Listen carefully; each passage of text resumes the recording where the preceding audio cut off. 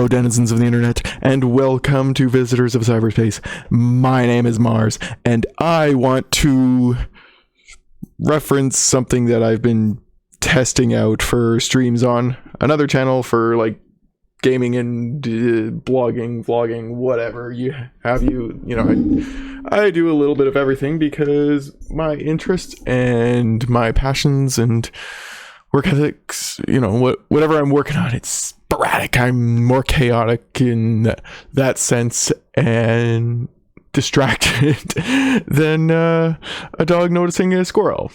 I just flit around all over the place. It's also Christmas Eve, so I thought it appropriate to sit here with you guys by my fire that I drew, obviously. That's why it is so good.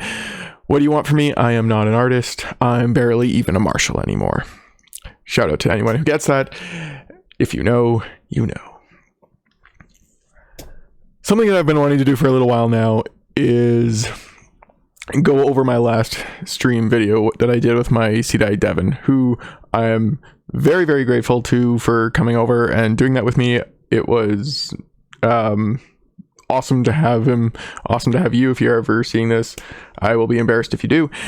Yeah, it was great. I want to do more of that, and I'll try and not get so distracted when I'm trying to do things like towards the end of the video where we were doing a little bit of Gorsa and I kept getting distracted with what I was doing to explain more things again, and I think that ruined some of the more high speed, high intensity, realistic aspect of it, and I feel bad about that, and I want to do better. I have to get better personally. There's a lot that I have to work on, dealing with a lot of strength force coming in. I can do it. It's difficult. I'll get there. It's just, sometimes it's more difficult than others. Sometimes I just need to relax, sometimes and then I relax, and sometimes I get it. Practice takes a lot of time. Wing Chun, some people say, was supposed to be a quick art to learn. I think it's more that the syllabus is quick, but mastering the system to a level of proficiency that I aspire to is not quick. It is a slow path. It takes a lot of time. Maybe I can do a little bit more sparring, maybe a little bit more venturing out of my school and my family, something I'm trying to do actually. But even with that, it's a slow path because you don't want to get sidetracked and start trying to develop different skills than the ones that are trying to be passed on. I think that's how some other deviations from the art have occurred. But I'm not here to get into lineage wars and variations and families and things like that. I just want to focus on what I do. I'm thrilled if anybody wants to comment disagreeing with me and wants to have a bit of a conversation, a bit of a dialogue to try and express our own ideas back and forth, maybe clarify some things because things didn't get portrayed correctly. That happens for me all the time, where I have to kind of not really step back, but I have to try and extra clarify to say, well, it's not exactly this and it's not exactly that. There's a yin and yang balance to it. Anyway, so this is what I want to do. I want to go through my video and just comment where I can, maybe extra clarify a few things, add a little bit of audio to the video, because for whatever reason, when I recorded this, I don't know what happened. I didn't actually record. I only streamed it, which was a failing of mine. I should have recorded it as well. That may have helped some things, at least in displaying it this way, because at the moment I am streaming it off of myself. But we didn't notice that it wasn't recording any of the audio until after Devon was gone and I was looking at it later. So that's great. There was nobody in chat that day. Nobody was able to attend, so nobody was able to tell me, hey, something's wrong. I don't know what went wrong. This mic I didn't have at the time, so it's not this mic's fault. It wasn't recording audio. I tried a few more times, it didn't. I basically had to restart my computer. It's just one of those things. I really don't know what I'm doing for recording video and audio and whatnot, so something that I want to learn a little bit more of, and I don't have an editor, so I'm doing this very slowly, because again, I can't stay focused. As you can see, even in this little opening, I have probably deviated my conversation and my thoughts several times. Stuff I'm working on. So anyway, I'm going to go through this. I am also working on another recording that I did today. It was only a few minutes long, maybe 5-6 minutes long. It's a vertical recording, not a landscape. So it's more of it's a portrait. And it's not much to it. It's just me playing around with my Jong, which is not finished. And then I got distracted because I wanted to do a quick little intro and have a fireplace in the background. And then I got distracted and it's like, oh, I really should do this recording. So let me get through one thing. I did the fireplace. Let me go through 2 things, and then 3, I'll try and get that other video out. It's nothing too special, but I think it's interesting to me. Let's hit play. The following isn't... Ooh. Sorry. I did crop a little bit of it. The following is intended for reference and resource material, as well as to foster positive communication and interaction within the Wing Chun community. Attempting to learn martial arts from video is not recommended. I do take that seriously. Like, I think you can learn things, but trying to use it as an instructor is not the way to go.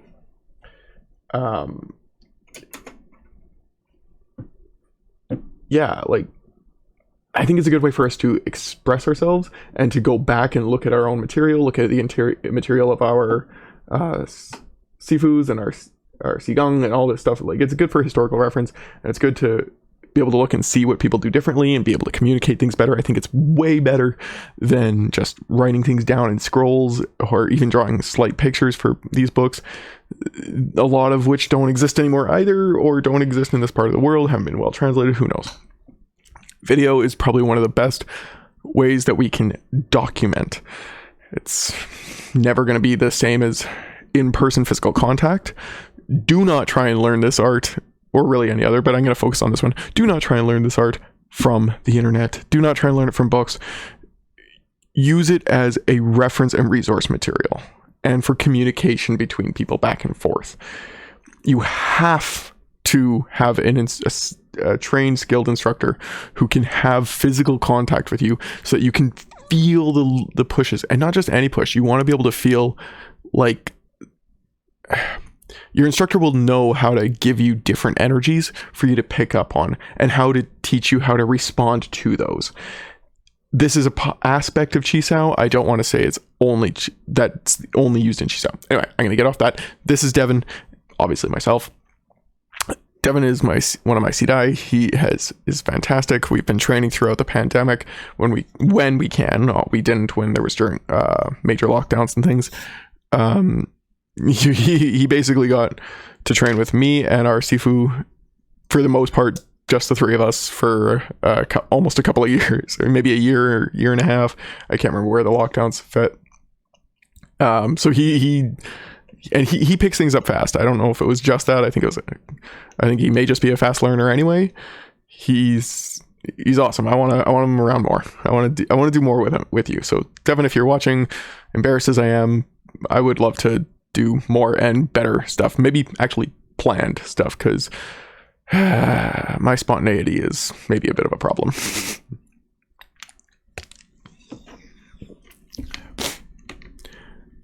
Just doing our intros. Nothing exciting yet, folks. So we didn't even know exactly what we were going to do, but we figured, let's warm up. Let's do our forms just to get ourselves going, because for me, that's actually part of putting Wing Chun aside, putting the lessons aside and everything, just personal practice aside. It's a good way for me to psych myself up. Especially when I'm going on camera, if my anxiety starts to get really high, because I do deal with that a lot too, it's sometimes an easy way for me to just be like, just going to do something. So Suum Tao allows me to just present something. And if I can relax myself and make myself feel good enough presenting as I'm doing that, I will continue. I will chat. I will perform more. I will discuss things. And if not, at least I got that out. If I can get out the Chumkyu, great. If I can get out the Buji, great. If I don't get those things and I do go on to something else, fine. And it's really good if I can work myself up to that. But to just at least get that foundation, get something, is a good help for my self-esteem, my confidence levels. You'll also notice that our forms are a little bit different. Although we train in the same school and we follow the same instructor, training deviates. I have my own personal little things that I do maybe a little bit differently. I try not to while I'm doing it with Devon, because I try not to pass that on. I try and just do it for myself. I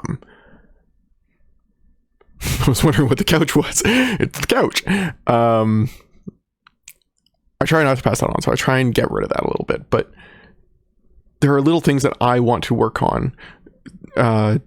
Movements, motions, energies, focus points in my body that I'm trying to think of more and more.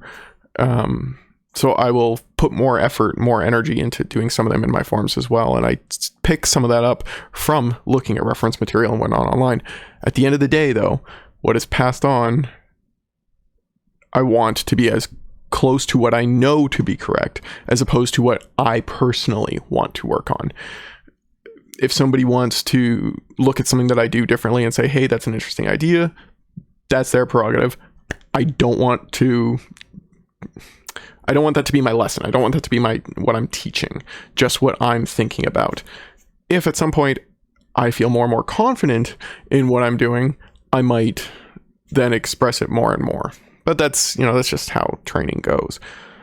Even if you learn your entire system from your Sifu, one of the beauties of this art is that you're always going to be able to find something new, even beyond, your Sifu dies, you move away, whatever it is. You keep practicing it yourself. You keep practicing your forms. You keep practicing your exercises and your partner work. You keep doing Gorsa. You do all these things. You will pick up on things that you yourself didn't realize before. That is one of the beauties of how it's documented, because it's documented as forms, because they didn't have videos and they couldn't they couldn't pass things on in the same way, and they also had to keep things secret. That's just how things are. I'd like to look a little different. I like to have records of things, but because we have it that way, we can rehearse these forms and we can feel how things are supposed to be, not just trying to interpret what somebody's saying. Although there is a degree of interpretation that comes with it. There's a spirit to the forms. Sorry, I'm getting off topic. I love forms. I used to do karate for over a decade, over a dozen years. And at one point in my life, I knew over 50 forms. I knew the sequences. And it doesn't mean I don't know them in the same way that I know my Wing Chun forms. A lot of them, maybe some of them.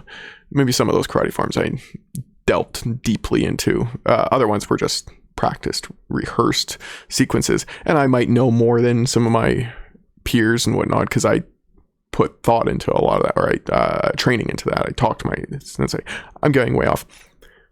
Point is, I love forms, and I find that there's a lot to learn there, even just in your own exploration. Okay, what are we doing? Okay, so I'm obviously talking to him about I'm trying to express how to throw a punch. We're not punching, we are using our lower body like a whip to create a wave through the body with the arm as a ball on a chain to throw our punch. So there's a structure to our entire motion, and it lands with structured intent, but it's not it's an actual throw in a sense. It's very difficult for me to perform. It is something that I've put a lot of work into. Punching in twos, I love this exercise. So we have to stop when you're outside your box. I've also heard a fan. I kind of like the idea of a fan spreading out myself, but then you have your opponents as well. You don't want to be off their target. So as we're keeping the center line, we're not trying to take it. I've seen a lot of people that I work with do that, where at the start, they try and regain the center line. If your woo is back, your woo is already on that line. And then as you intercept, that's going to move you off, because you're not trying to force that center line. You're just trying to stay with it. And as soon as you get to that outside your box where you're no longer going to be hitting that person, that's where you stop your punch. And so we're testing that on each other too. Like we're feeling each other's punches to see if there's push anywhere. I'm gonna go back a little bit because I want to see some more of that.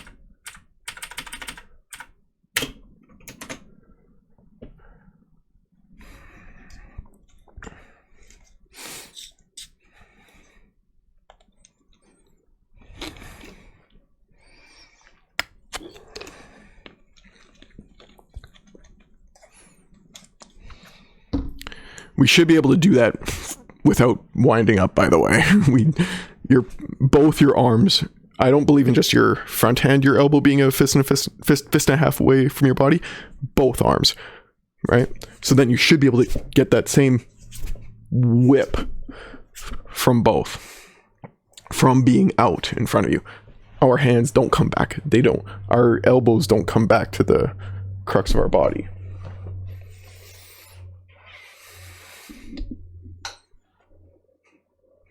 See, so I think I might actually be giving him a little bit intentionally. Yeah, it looks like I am. I'm trying to see what to express a point. Again, I don't know exactly what I'm saying. I'm trying to remember what I was talking about. I can't quite see my lips very well to read them, but I'm also trying to see what I'm doing and knowing kind of how I teach and whatnot. So yeah, I'm intentionally giving him something so then he can show me a response. I'm obviously, or have I moved on to a different exercise?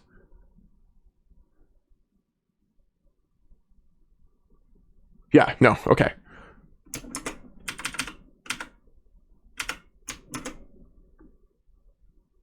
Yeah, so I'm giving him sideways energy, right? And I'm allowing him to capitalize on that. Press on my dim, go straight into my body. So he's let me go to the side as well as gone in. And that actually is an interesting lesson that if you watch my video that I recorded earlier, but I'm going to be posting later and it's going to be much shorter, using my jong might make a bit more sense.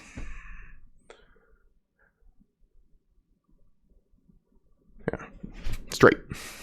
Throw. Yeah. Still, I'm giving him something. That is not how I operate. Not everything in this video is going to be correct, and intentionally so. Please keep that in mind. Not that there aren't unintentional mistakes too. There certainly are. Okay, so now I'm doing my I can do fuks this way. I can do tons that way. I can basically anything. So you'll see some people, it's a conversation I've actually been having online very recently, and I don't know if I'm done with the conversation or not, but it is still one that intrigues me. And even if I'm done for now, I am definitely going to come back to it at some point for a variety of reasons.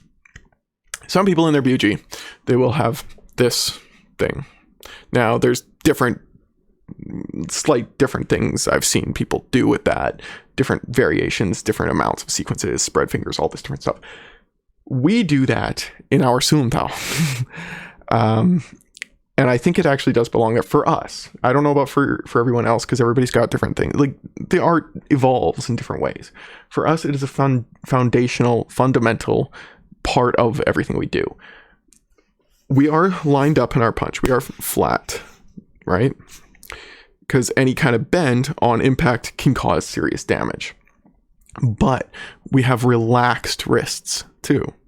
So I can spit forward. I've got my snake, my fuk hand, and it can fuk this way. And if I add in my shift, and now I'm in a chair, but if I shift, that's going to add a little bit. So I'm not having to push to the side. I'm not having to pull all the way back. It's a jut. And I can actually do that on a semicircle. So something I've seen in some forms, and I think is correct, and I can't remember if my Sifu does it this way or not. I think he does. It's something that I've definitely started doing, is this in the Sumtao side, and then here, I believe, and I think I remember reading this in a book more too to verify my thoughts on this. I can't remember. Take everything I'm saying with a grain of salt. I also have a terrible memory. I might speak out my ass once in a while. Call me out if you think I am. I'll try and do a lot of self-reflection. Maybe too much. Anyway, So I go to the side, and again, notice I'm in my box. That's part of what the Sunum Tao to us is teaching. And then instead of... That was unsettling. Instead of just going to the side, there's a semicircular curvature to it.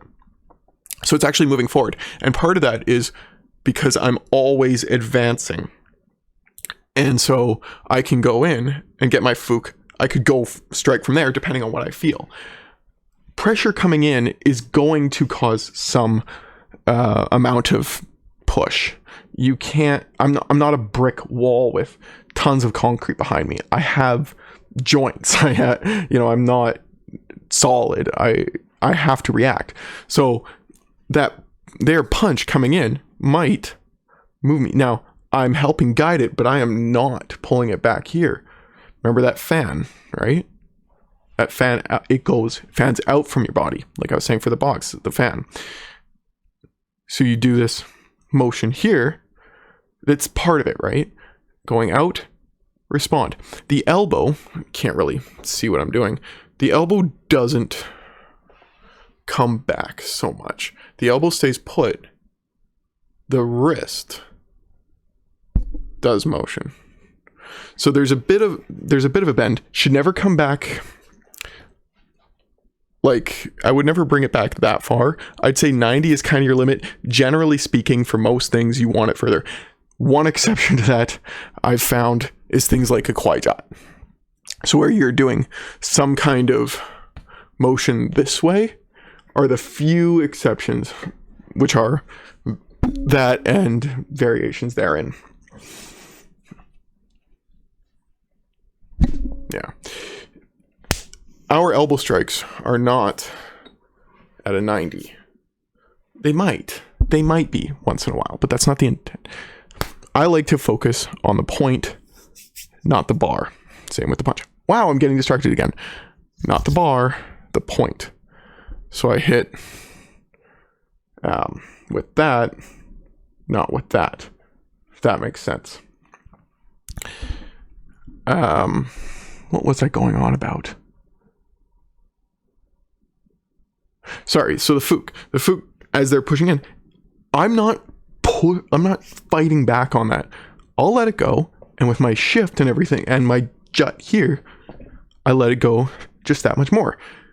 I maintain that contact. So if I start to feel them go down this way, I can hyun sao. If I start to feel them go up, I can come underneath. If I start to feel them retreat, I can move forward. If they don't do anything, I should probably be moving forward. All just little tiny pieces, little tiny movements. I can do the same thing here with my tansao. And that can be on the indoor, or, I mean, generally you wouldn't do it that way, but you might, if you came in, yeah, it'd probably be a Fook. But there may be instances where I tansao that way. Generally speaking, almost always, I don't like to, I'll try not to, I'll try to get back on the video. My motions are driven generally where the punch is going to go. So, tan shifts with the da, shifting into my motion. Fukda, tan, fuk. I wouldn't tan that way, closing off that. You could, if you came under or over top or something, yeah, as part of something. But generally, if I've done this, I've stretched this body. I'm not facing. All situational stuff. Complicated. If I see a situation, I might mention it. Sorry, I'll keep going. I'm trying not to get so distracted, considering we are only 10 minutes into like a 35-minute video. So again, I can do Fuks, I can do Tans, I can do indoor, I can do outdoor. It doesn't really matter. There is a difference to a Fuk and a Tan. Generally speaking, a Fuk or like a Fook drapes, so it's on top. Tan might come underneath. Tan slips. The real difference, sorry, that is totally wrong. Fook should be on top. Like the hand would be on top and a Fook. Really, it is on a Tan as well. So forget what I just said. What I should have said is that the Tan swallows. So as it comes in, it's swallowing what's coming in. The Fook sao kind of redirects it a little bit more. The Tan sao disperses it off. Yeah, there might be a bit of a blend of the two at times, but that's...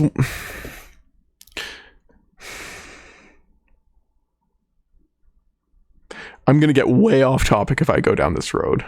So I suppose as a hint, every technique should be identifiable as its own technique. They should all like complete your technique. Don't do like a half a Tan and like this is my Tan, or this is my Tan. Like for us, it's curved more, right? Every technique should be you should be doing the technique. However, every technique can also fluidly move from one to another. Most techniques, if not all, between each technique should be able to fluidly move from one to another. There might be like things that have to happen to allow it to do that, but it should be able to do that pretty much on a dime. Like I should be able to move from my Tan to, depending on how I feel energy, to something else. Sorry, that's forward. It's swivel chair, so I'm not moving forward. It should, if I might start a Fook that goes into a Fak sao. Everything is forward like a punch, and then might become something else. So everything does have elements of one another to some extent, but are also their own defined thing. We could go down semantics route for that forever, and yes, I could. People have heard me say before, I've told a few people, I coined the term semanticide, to which I define as, basically killing a conversation with semantics, and yeah, I know, I'm very much guilty of that. I rant and ramble a lot. Sorry.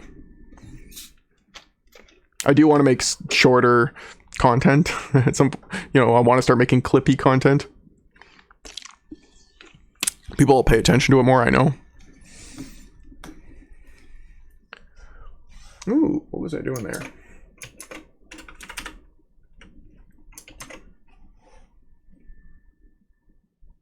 Okay.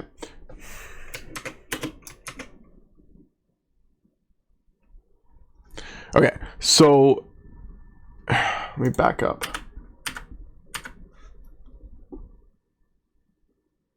So I Fook, and move in. This is just a drill that we do. It's not how a fight works, right? It's just a drill.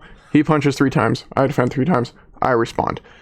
And that's what we're covering in this video, at least in this section. We're covering some of how our drills develop, how they...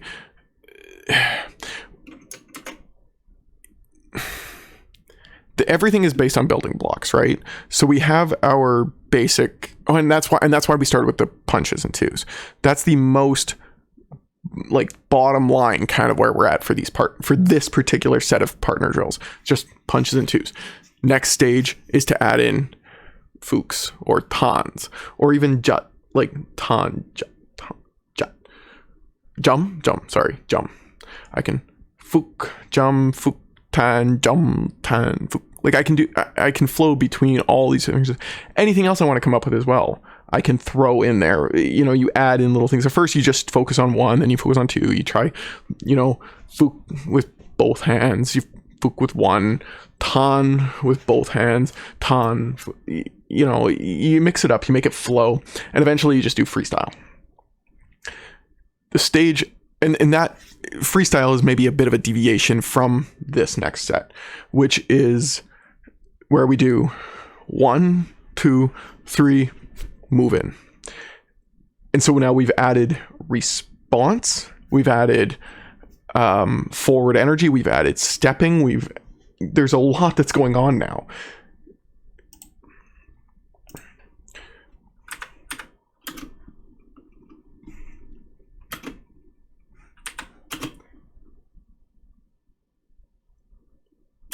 Okay, look at where my hand is. It's not draped on him, which would be great if it is, but it's not. It's here though. It's not up here. I'm not catching it here. I'm catching it with my forearm. And my elbow is what is holding position. So any press he gives is going to push against my elbow, and I'm feeling it into my elbow. Now I'll then further feel it into my hips, into my stance into the floor, but there. That's a bit deceptive and maybe not the best I've done. I could have done that a little bit better, but it's maybe a bit deceptive because I think if you see my hips again, it should be moving there.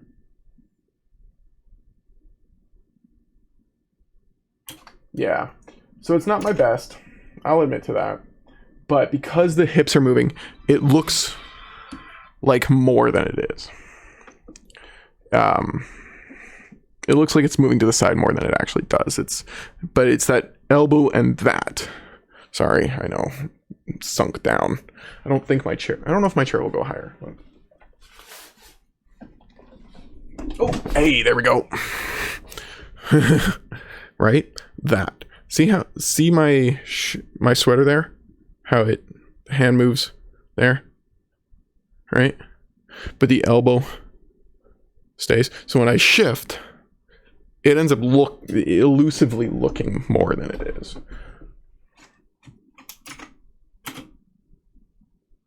Same thing there. My fingers are pointed right at my target like a snake attacking its victim, its prey.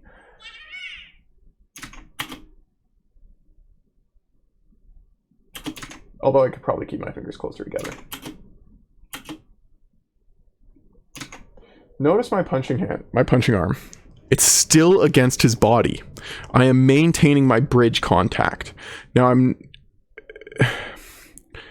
going straight in, so there's pressure along his bicep here that's pushing his arm into his body, but I'm not hammering it that way, right? The fist is still what is going forward. It's just I'm not popping my elbow up over to hit him, which gives him something that he can use again as leverage against me. I'm maintaining structure against him. And then the fist will do stuff. I also have my other hand going, so now I have two hands on his one. Preferably, I would want to control both of his hands with one of mine. In a way, I kind of am. His left arm is way away from me. He's turned away from me. I'm pressing his right into his body, turning him away so that he doesn't have this arm. My punching hand is going to be punching. This is a pak. So a pak isn't these sideways slaps or whatever. A pak for us, anyway, isn't energy. So I've got my hand on him. It's going to pak into his body from here to press that in at a moment. And it's not sideways, it's in.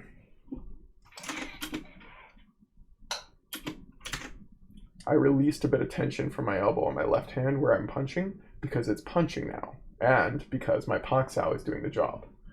I've exchanged energy, but I still have bridging there.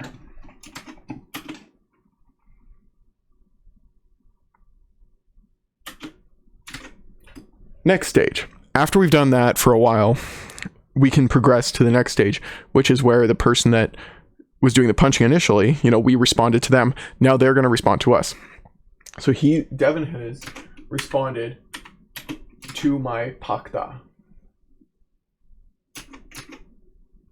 That's my pakta.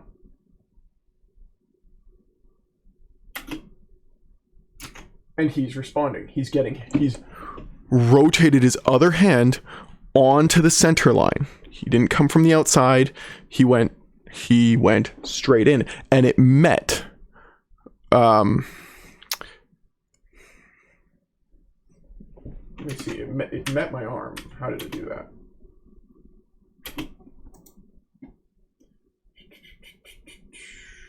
Where's the there? So I'm going in for my pakda. Now, really, I want to be stepping in even more than that and getting my hand up more. Maybe I couldn't in this position because he's too far away, so that if for my hand to hit his jaw would have just been like, I would have had to be full out stretch for it to even touch, in which case it's not really a punch, it's just, tag. So I would have had to move in more. Maybe because of his shoulder angle, I couldn't get it. I think really I'm just demoing something in this video, so I'm doing it a little bit abstract, a little bit not where I want it to be. But those are real things that can occur in that position where maybe I just can't get that full strike. Maybe in that position, the better strike is down lower, hitting here. It all depends on the situation. So how is he responding? I fook.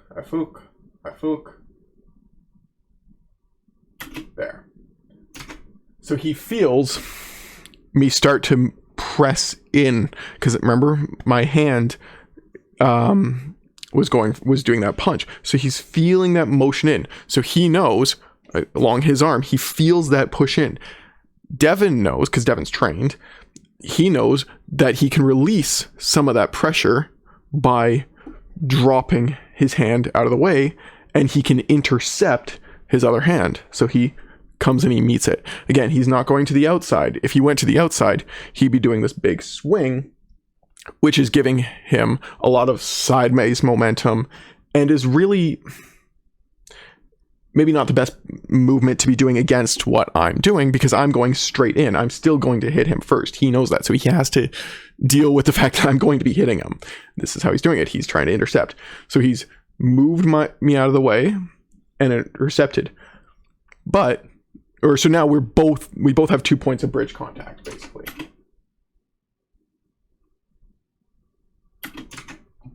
He adds a response. So he exchanges.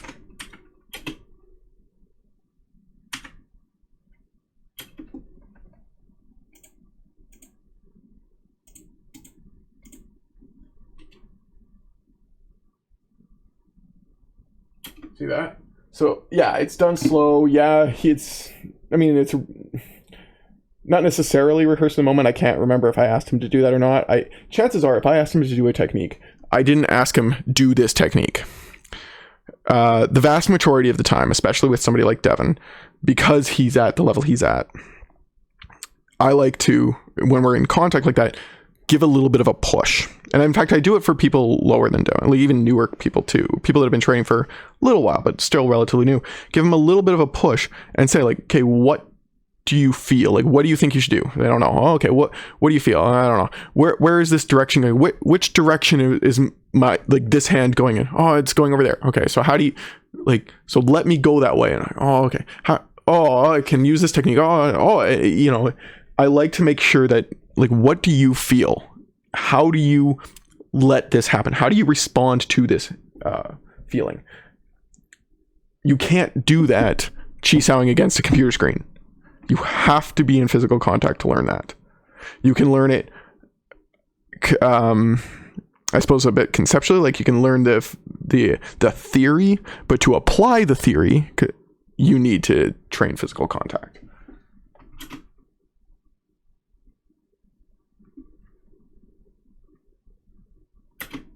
So yeah, he's taken his free hand now that it's no longer in trouble, placed it against mine, and he's basically doing the same sort of thing that I did against him. He's pushing it against my body.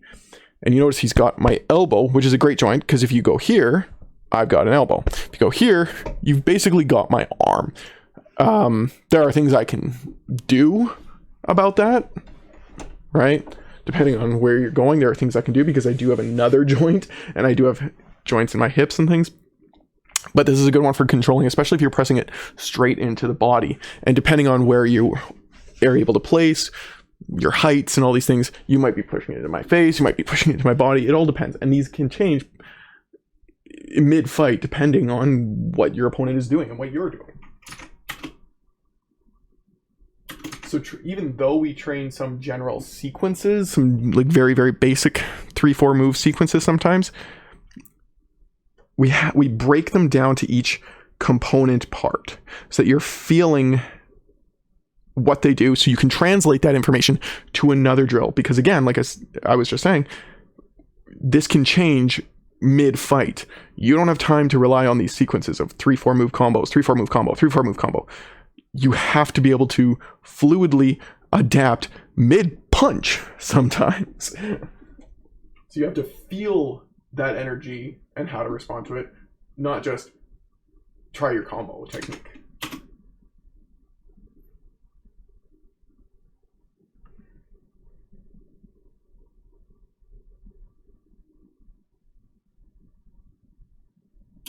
There. See, so I probably just got him to do it again. Sometimes we're just like, give that another shot. Let's see what else can do. Maybe let's try something different. So you notice this time he's actually closer to into my body with that, closing me off, preventing, turning my body, preventing me from being able to do anything. Again, there are things that I can do to get out of that, which would be the next stage. You just keep going back and forth. How do you respond? How do you respond? How do you respond? What do you feel?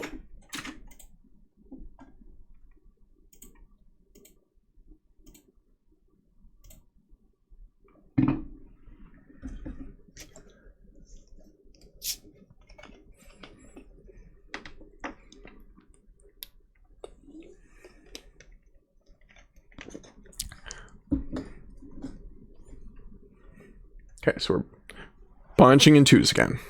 Now he's doing the futsal. I'm probably trying to get him to do something. Oh, maybe I'm doing the 3 punches. Is that what we were doing? I really should have done this video just afterwards. Yeah, so I'm doing the 3 punches this time. But he's doing something a little different. So I did futsals, and then he's going to do Tan instead. That's fine. So yeah, he's done something a little bit different. But it doesn't matter, because it's turned me off, it's turned him on.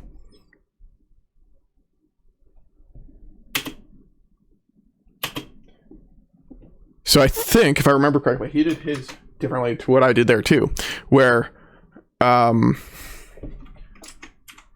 fook hand was my punching hand. I think he did the opposite.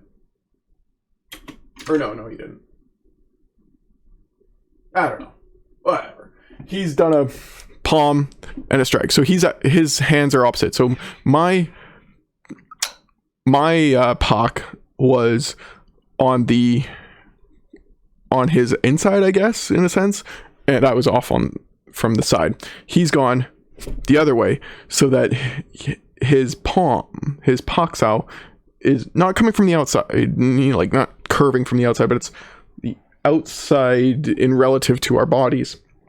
And his punching hand is the one closest to my 2 hands. Maybe the better way to say that is for the inside.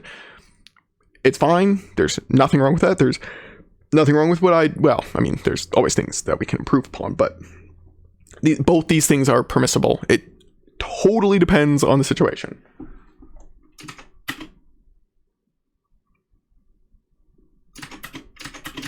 And by situation, I do just mean like what you feel at that exact moment in time, where both of your hands are, where both of his hands are, her hands, their hands, our hands. Where are our hands? Where's the force? Where's it coming from? All these things. Very, very fluid.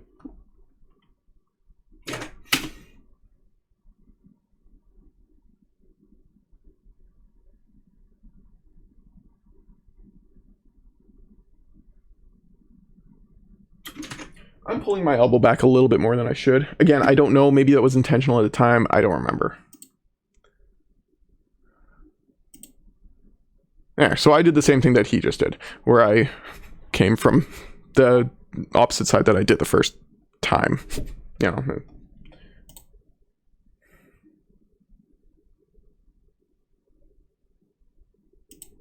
So that's a different option, depending on what you feel. My pak is no longer a pak, now it's a lap. It's fine. That one's a pak.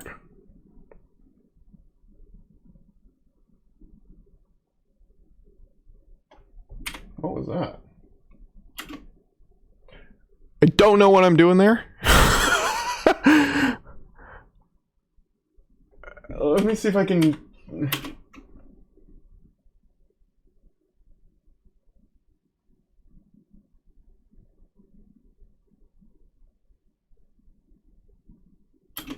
I'm not really sure what I was trying to do with that technique. I think that wasn't a technique at all. I think I was just trying to show how the shift in the body, the sink in your stance, the hips thrust forward, how that waves up. I think that's all I was doing. I don't know for sure, but I think that's all it was. Just coming in, coming up. But not... Again, I don't want to say up. Watch my Jong video that I post later.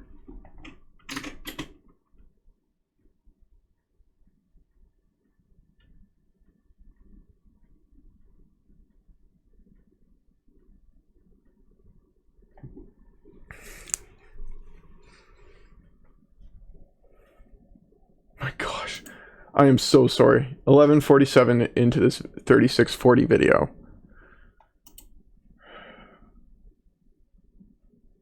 What was that? I don't know what those magic fingers were. Or those spirit fingers. Spirit fingers. Aha! So we moved on to something else. I don't know why Devon's doing that. I'm not gonna fault him for it at all. I wish I could tell you what I was telling him in this video. What he did may have been what I asked him to do. I don't remember. I don't want to fault him for it. So let's not focus on what he should or should not have done technically in this motion, but what the mechanics are behind what's going on. Because I don't know what we were doing. I don't know. That could entirely be me telling him to do that. But as I come in with this, weird circular outside punch thing, all he's doing is he's intercepted it and he's rolled it away. Remember earlier in this video, I was, a century ago, I was talking about how we just, when you're pushing it, when I'm pushing against you, where is my energy going? How do you let me go that way? That's what he's doing. I've gone straight, trying to get him, trying to grab him or something like that. And he's just saying, okay, fine, whatever, go that way. That's where you wanted to go? That's where you go. He's not stepping out of the way to do this. He's not pushing me to the side to do this. He's intercepting to create bridge contact. He's maintaining bridge contact, and he's maintaining bridge control, where he's allowing me to do what I was trying to do anyway. It just so happens that the end goal of what I was trying to do doesn't work because he's manipulated both of our bodies a little bit in that sense.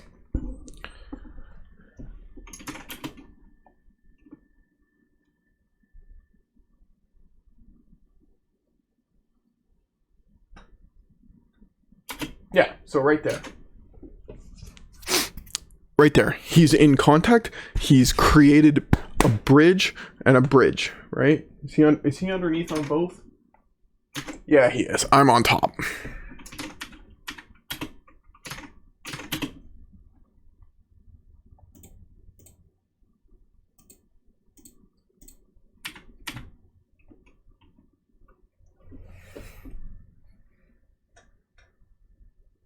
So I come in, he just lets it go. I'm not going to worry about the technique. He's just letting that go. Which is correct. He is supposed to let that go. And you notice, see how his elbow's not bent back on that He's out. He's feeling what I'm doing. You can even see like the way that we're pressing against each other just a little bit. Now it's obviously exaggerated from what it would be in real combat, but, and I'm doing there, that's very intentional, it's very obvious, but I'm showing where our points of contact is. His elbow down. He's created a barrier. He's protected himself. He's not, we prefer to be on top, but he's not. That's fine. His hand's on the inside. This other one's down here. He's pressed against me enough with his arms that he can feel whatever I'm going to do. So if I were, what is it, this way? If I were to pull this hand back, his would shoot straight forward. If my hand pushed down this way, his is going to let me go there. If this hand down here drops, I don't know if you can see it, sorry. If my hand down here drops like down and in to punch him like that, he's he'd probably bong that out of the way. If my bottom hand raises up to hit him, he's gonna respond to that too. And everything he's doing is going to be in towards me at the same time. So even that tansao, it's not up. If my hand raises, he doesn't go up, he goes in. In just happens to be, you know, where my target is. Could be my core, like he's following forward and maintaining bridge contact. It's not one or the other, right?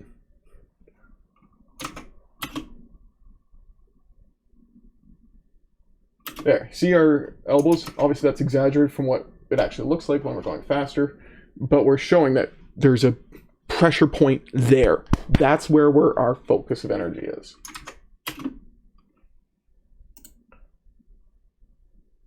There, okay? I push down, he goes, okay. Rolls it out of the way. Rolls it out of the way. Okay.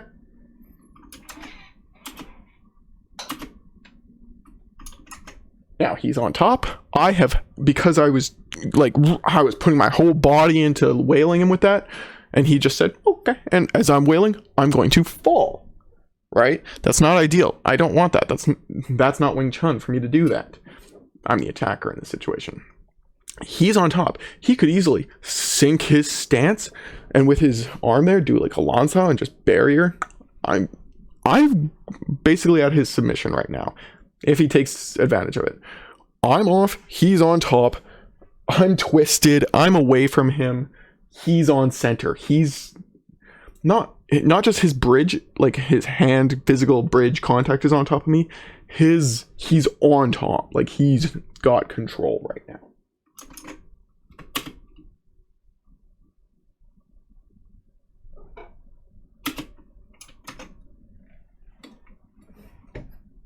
Cat, how are you? How's the Christmas cake? How's cake? This is cake, for anybody that didn't know. This is my little baby girl cake. My little familiar. Yeah, go up on the chair. You good girl. You good girl. Cat break. Everybody needs a cat break. Especially dog people. They all need a cat break. Eh? Don't get burned by the fire. If I was really talented, I would make it so that she looked like she jumped up onto the that thing on the fire. Is that my hand? Oh no, my hand's gone. I'm not that talented. I'm very, very, very amateur, as everyone can tell.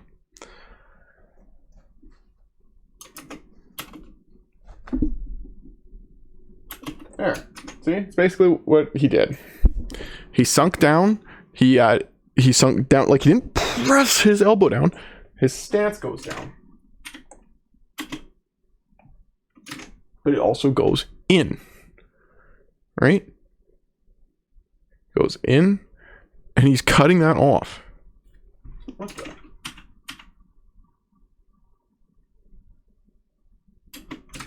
He could have done more. That's not a big problem. He did fine. He moved in. His arm got in where he could hit me, and he went for a strike. He did exactly what he should do. Whoa, that's not what I wanted to see yet. Obviously, I was just about to be like, okay, but what do I do? How do I get to be the jerk of this situation and take all the big title?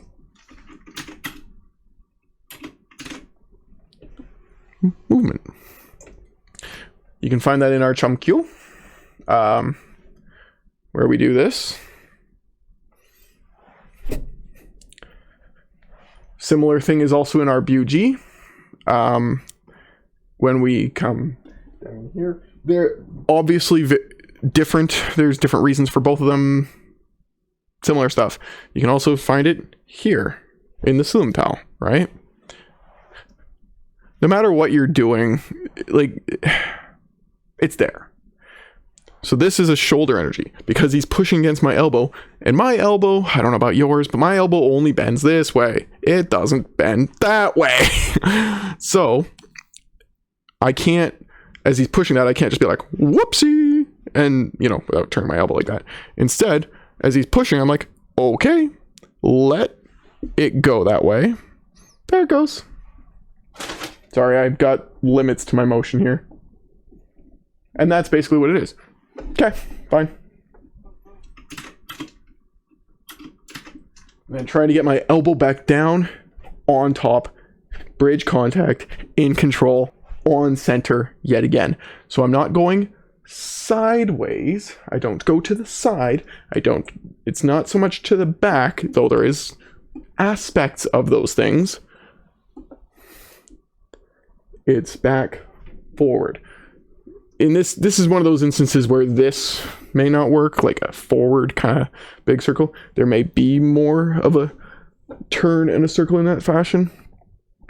It's one of those rare instances. But it's not sideways energy. That's what I want to get across. A three-dimensional geometry here. Haha. Love that motion. If I can get that arm down, strike against the back of the arm, those are great. Those are great for breaking it or doing whatever else. As a quick note, as much as I love jujitsu, I would love to learn more jujitsu, and by jujitsu, I mean jujitsu, not BJJ. Not to say that I wouldn't like to learn a little BJJ, but I'm particularly interested in the Japanese version that predates the Japanese jujitsu. And judo, actually. I'd like to learn a lot of judo. While I like that kind of stuff, and I like holds, and they're a lot of fun, submissions are a lot of fun, you don't win fights with them. You win matches with them. If you're fighting for your life, which is what I deal with, what I want to train for, when I don't know what this person wants, when I don't know how likely it is that they're going to try and just straight up murder me, or worse, keep me in a basement locked up, nibbling on my toes for a century or something. If I'm not sure, and my life or my martial arts goes to self-defense now, please protect myself at all costs. I don't know where I was going with this. Oh, submissions. Yes, submissions not going to cut it. Arm bars are not going to cut it. Holds are not going to cut it. I do prefer, I don't remember what the exact phrasing is, but the philosophy of hurt before maim before kill. And there's more steps to it than that. I do agree with that, but I don't know what the other person is capable of. So I like valuing that, but also valuing aspects of what I like to refer to as the Ender Wiggin philosophy from Ender's Game, basically, where I need to win this match, and I need to win it definitively. Not this match, this fight. I need to win this fight definitively, so that this person does not continue to pursue me even. So that their friends don't pursue me. Depending on situations, that line may change. I want to do as little damage as I can, but I want to survive. And if I'm doing an arm bar or a hold and telling the person just to say uncle, that's just play fighting. That's just a match. That's play fighting, sorry, maybe a bit insulting. That may work very well in like a a UFC MMA fighting, like, sparring match that may work very well, and it can hurt. It is real stuff. But you don't know if the moment that you let go that person's not going to get up and fight back. You don't know that they don't have friends coming to their aid. You don't know if they can't eventually wiggle themselves out of that situation and then get on top of you, and now you have to keep fighting again.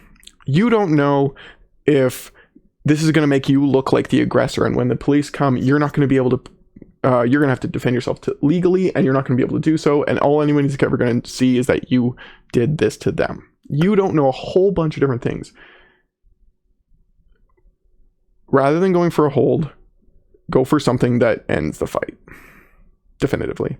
For me, if I can get away from a fight without ever having a punch thrown, that's top. That's what I want. Failing that, if I can just intercept, redirect, knock him away, that's number 2. I might skip number 2 depending on how big of a threat I think this is. Number 3, if I can get it, maybe a single hit might just deter them. I don't know. I guess number 4 would be the legs. If I can get a broken leg, they can't really chase me very well on that. Even if they're hopped up on drugs and things and they can stand and they can run in that even a little bit, it's going to be very shambly. It's not going to be the same as if they can put actual structure on that. If you break it, like, just break that. So that's good for me if I can get it. Doesn't mean I'm going to try for it, because you don't try for certain things. You go with them as they come. Killing would be the last one, obviously. Well, I suppose killing everybody in sight, no witnesses, would be the last one. But, wow, I've gone off on another tangent. That's probably going to put me on a list. My point is, this position here, I've got a great position to give him an armbar and put him into submission. I've also got a great position where I could do that, break his arm, or his leg.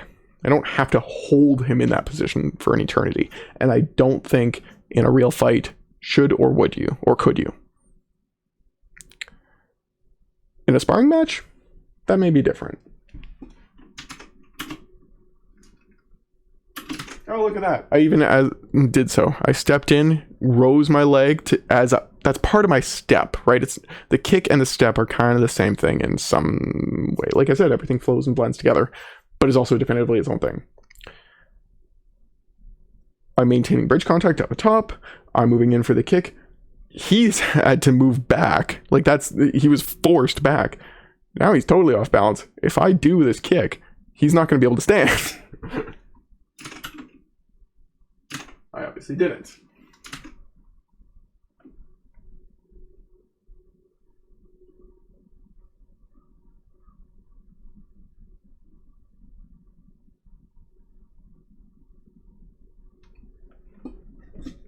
What are we talking about now? Devon checking his collar like a boss. Devon's great. No, I can't sing his praises enough. Devon's a great guy.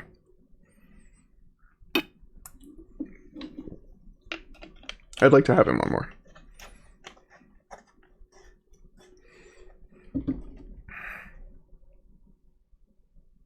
Lots of good ideas. Very smart. Learned super fast.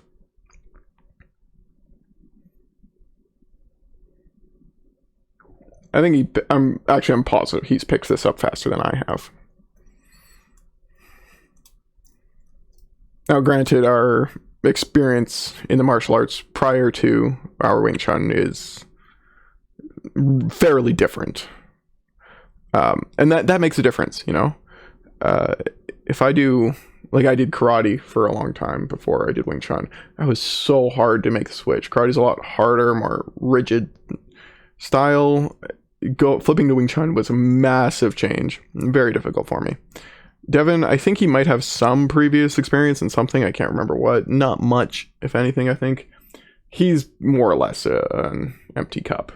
I'm kind of jealous in some ways. He's been doing this for a few years now, though. He's got some good skill. Look at that. Tan da, I think. I don't know if that's actually a full-on punch, but he's got his coverage. He's intercepting. He's doing what he needs to do. Doing what he needs to do to get on top, get in control. Help with that sinking bridge. Love it. So that's not... People will be critical because it's not super fast and realistic and I'm not a real boxer or whatever else. Yes, yes, yes. Every one of those. Yes. That's not the point. There is a point to that, for sure, and I would like to do more of that. But the idea here is that he's getting a sideways motion. Maybe that's a terrible punch like that. Maybe it's a proper hook. Nah, I can't do it. I'm not a boxer. But he's getting a sideways, outside, curved force. And he intercepts that by getting his arm up. He's not blocking. I want to be clear about that. In fact, the defensive, or the move that's stopping, that's blocking my punch right now, is his punch, not his left hand. That shot right here, if I come in and I get a shot here, and it's knocking me that way, this is not going to have the same kind of energy anymore. It's not going to work the same way anymore, right? So this is going to knock me off. He's going to be able to keep moving from there. This hand coming at my punch, this hand is just getting up there, facing the target, creating a curvature. So he's intercepting it, creating a barrier. If my punch comes down towards his head, I'll stop talking. I think we actually cover it. And so that's what I'm just describing there, right? Like I'm saying, like, these are our bridge contact points. This is where the force is. This is what he's feeling. This is what the barrier he's created. This is what he's doing not conceptually, but this is what he's doing. And it's the punch that's actually protecting him. The other hand is there as precaution. The punch is actually doing the job, or I guess a palm in that case. Now we'll show it from this side. Fingers could be a little bit closer together. We do a bit of a... don't worry about it.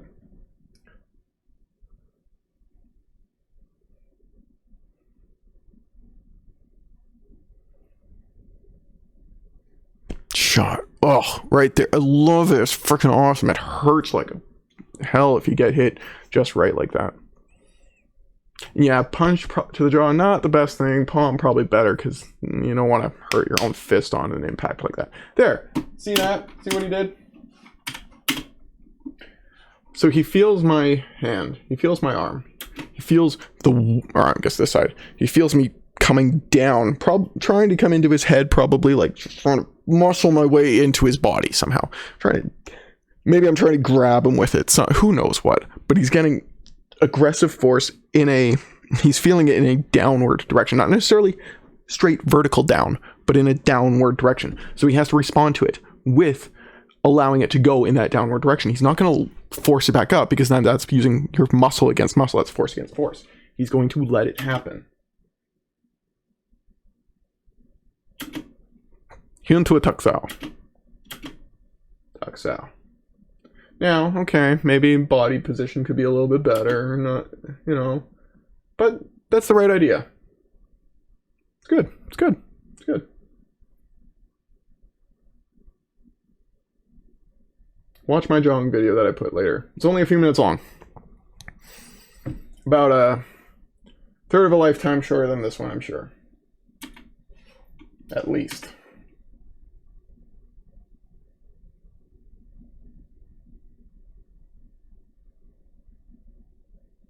There, see that? He's up. Got a woo, which is good. He feels me coming down. He's not just going to go straight down because at some point I'm going to go in. So as he goes down, he's like letting it go, turning it into a hyunsao, turning it into a tuksao. This one's different. Okay. Turns into a tuck. And that tuck turns my arm, turns me away. It's not sideways, it's into my body. That's into my body. There's obviously circular stuff, but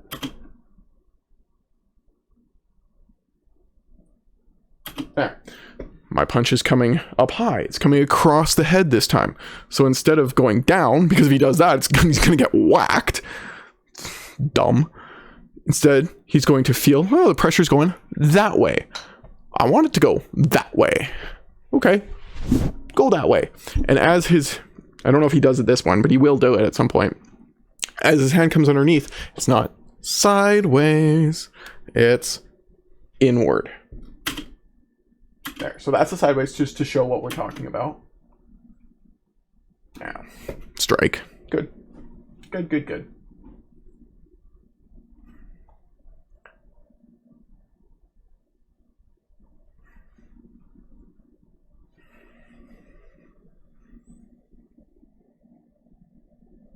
Okay, maybe we don't show it at this point, but correct would be not just sideways, but to go in with it too, so that it presses against my body like that, turns me, right? Close that off. Make it so that I can't do shit. And if I do, you let me go the other way.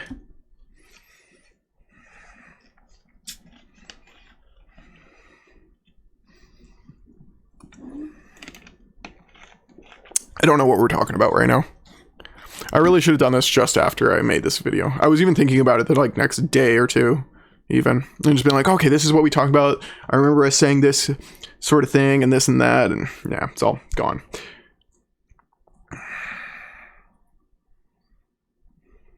But this is good. It's good for me to review stuff because I do see mistakes in myself and that I need to improve on. It's important. Bong. I don't know why I did that. I'm sure I had a reason because I don't bong that way. In which, I mean, I very rarely will use a bong as a DARP. So as a punch is coming in, very rarely will I be like, ah, bong sao. Ah, bong sao. Blah, bong sao. I don't, yeah, sorry. It would be a punch into a bong sao or something like that. I'm probably trying to express some idea. Like, even my own failings. I don't tend to do that, per se. There are other things I do way too much, though. Yeah, see that? I go in, I intercept, I feel his push, I let it go. I roll it. Camera's a little bit tricky. Maybe I could be a little bit more centered on his body than I am, but I'm fairly confident that I'm more centered than it looks like I am. Camera angles are tricky.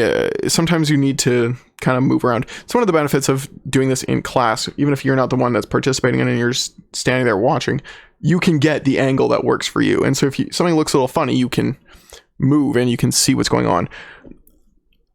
Step up from this, obviously, would be if we could get apps. And I know that I've seen one or two that people have attempted to do. Nothing to the level I would like to do. Or, sorry, let me rephrase that. Well, no, I want to do something to a higher level where it's got more tweakable, more, minute things and partner work and things like that, so you can see more of how this is going together. That's on top of, obviously, different lineage interpretation type stuff.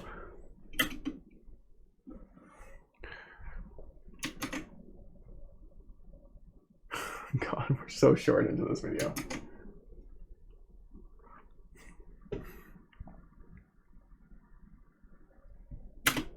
So that punch there, I probably could have fooked and come underneath.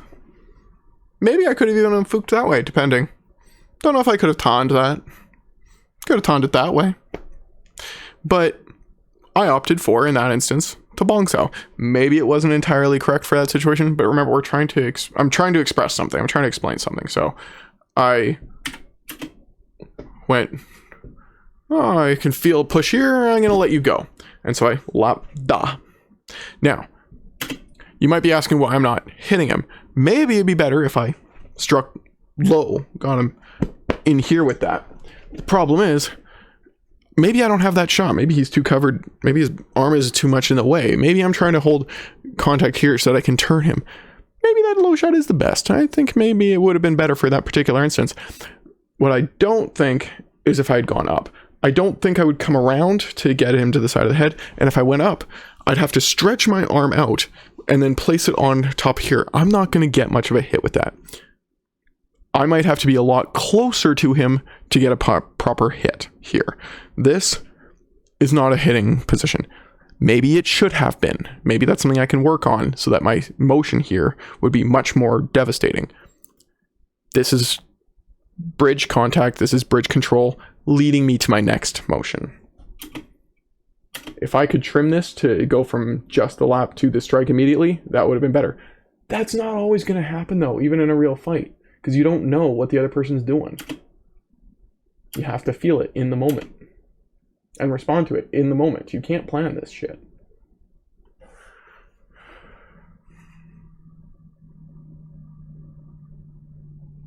So that, I'm not going up, I'm going in. But remember, I'm pressing with the elbow. It's just that this is the contact point. This is the engine driving. This is steering. This is contact. As it goes in, he's feeling it. Like, ugh, it's going through here into his body, disrupting his center.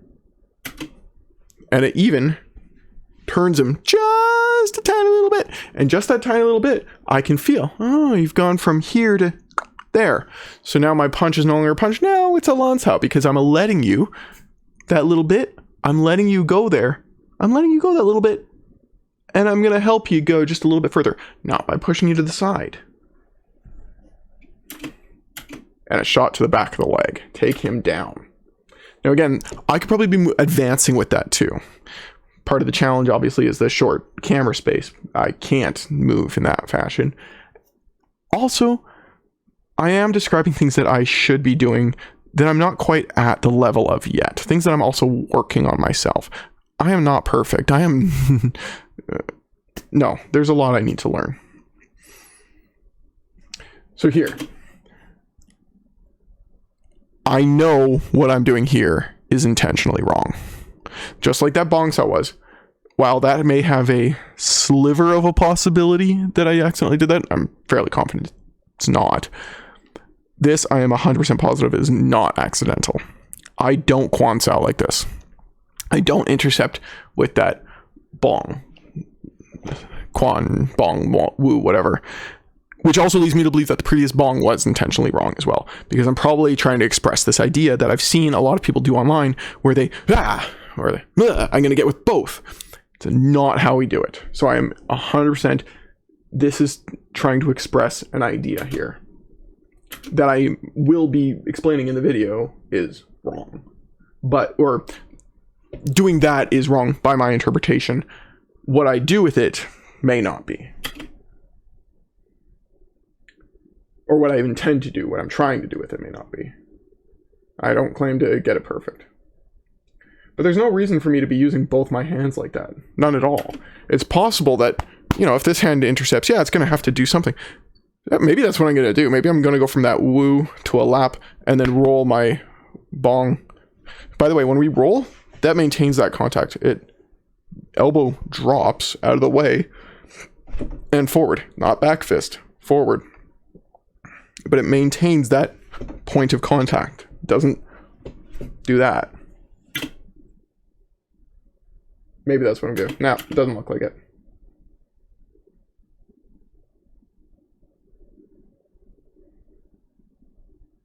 That's better.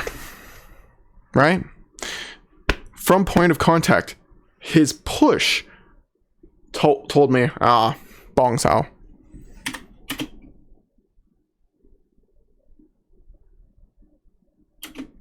Don't think I should have bong saoed there, though.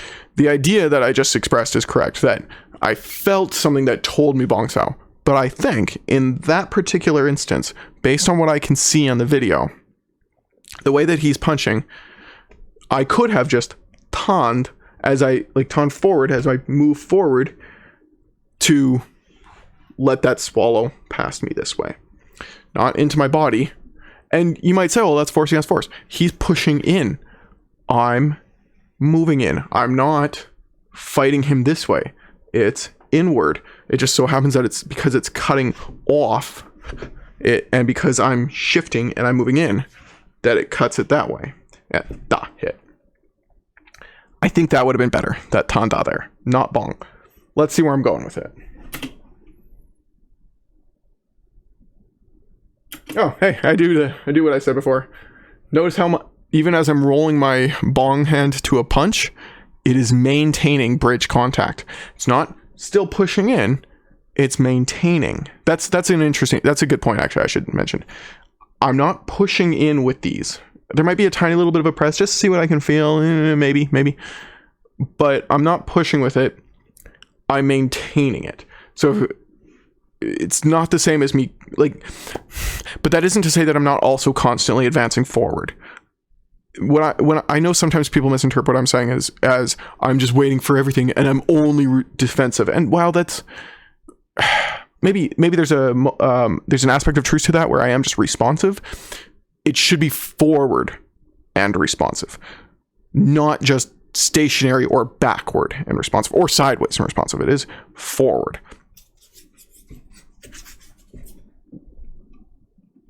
Nobody clip that.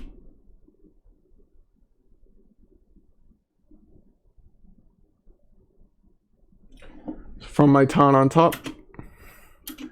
Again, probably could have timed that realistically, but we're not going over that. We're going over other ideas. I'm trying to explain the bong stuff. Now, it is entirely possible that Devon did punch me in such a way that should have elicited a bong. It is entirely possible. It's just really hard to tell on camera sometimes. So again, that's something that I don't want to focus on. Whether or not that's correct is up for debate. The idea that's trying to be expressed is what I'm interested in.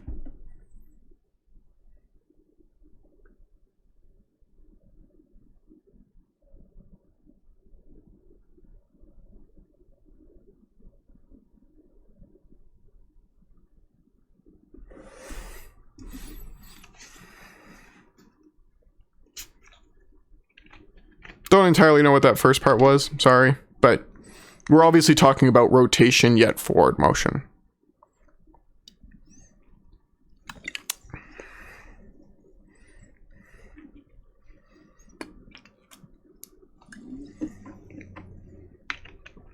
Okay, so he's in a position where I've been turned to the side and he's pressing a lancao against my arm, holding me in place. So if I try to push back against that, that's giving him something that he can use. Like, even if I'm not, say, going to the side of it. Although, yeah, maybe I'm just trying to push back forward. Forward is still a direction that he can, again, just gracefully let me go straight forward on. Probably not going to shoulder check him like that, but hey, I might. If I try and turn back into the center, that's giving him a direction. It's difficult, maybe not impossible, for me to turn but maintain that forward but structured down so that I'm not throwing my body forward. If I do that, he intercepts that still. Like, all of these things are dealt with in kind of the same way. In that he deals with the rotation, he deals with the interception, he deals with the bridge contact, feeling what I'm doing. There. So I feel like maybe I can get my arm up in this instance. I don't know if that would have been correct there. I'm not sure. I would have to feel it again. But if it was, I'm stronger than you, therefore I can do this, then it would have definitely been wrong. But you notice, not only do I get something up, like, this doesn't necessarily have to be a tansao. It could have been a woo. It's just that I happen to feel that it could be a tan. My other hand didn't have to be a paksao there. It was just a get up and in the middle. Oh, hey, there's an arm in the way. I can feel it. Well, then I guess I'm open in a palm like this. And not that this was the pak. The pak, if it happens, I don't know if it will be there. Will be the next movement if it happens. It didn't. It moved into a fuksao. Well, bad one, but that's what it looks like I'm going for. Don't know why I'm switching to a bong there. I'm probably just trying to express something or other. Oh, I see what we're doing. I know what we're doing here. I'm trying to come up with a situation where the kwansou comes out naturally. It's just not coming to me. I think it does in a little bit, so let's see. I don't know why it didn't come to me in that moment, but it could have. For the record, when he's done in the lancao with my arm against there, that should have been double gansao, which I think is closer to what I was trying to describe. It should have been that way. All right. It should have been. And by the way, that's that there in the same way that that's there. It's just that is different.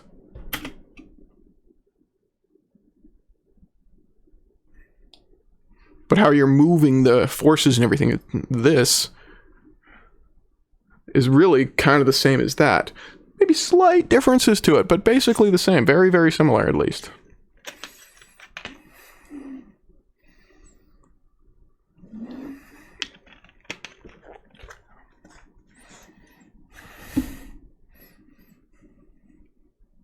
Yeah, so we're trying to come up with something for the Kwansao, and it's just not coming to us.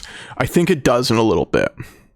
I'm talking something about Tanda, how you turn into it in the same way that Kwansao is turning into that motion. Because, you know, you don't really have a bong punch. Bong punch, but not punch. It doesn't really work that way. And you don't bong that way. You don't turn this bong and go that way, like that. So bong is kind of one of these weird things where it's the thing that you're throwing forward. Generally speaking, like with a fuk or a tan, it's the punch, not the tan that moves forward. Bong is a little bit different. So while you can do this forward, like forward, forward, forward, shifting into the punch, you see. While you can do that, doesn't work that way. Kwansao is different because it's the bong that's doing it, not the tan. You're not doing that. You might do that. Different things. Okay, so I'm on top. Probably going to do some kind of chisao. Okay, we're going to do rolling hands for... I can never remember the name of this chisao versus the other one. I'm so sorry. We have two that we do. So this is just doing Hyuns. I'm just doing Hyunsao. And all Devon has to do is just maintain contact. Just keep as much of his arm and his tendrily fingers, his lobster tendrils. Sorry, not lobster. I prefer to think of this as an octopus art. Keeping as much of that with bridge contact as he can. He will keep resistance, but not push back. So he's not going to let me go like with no, like as a rag doll, but he's also not fighting back against my force. And so anytime as I move, as I force him to move, he maintains that contact light and soft.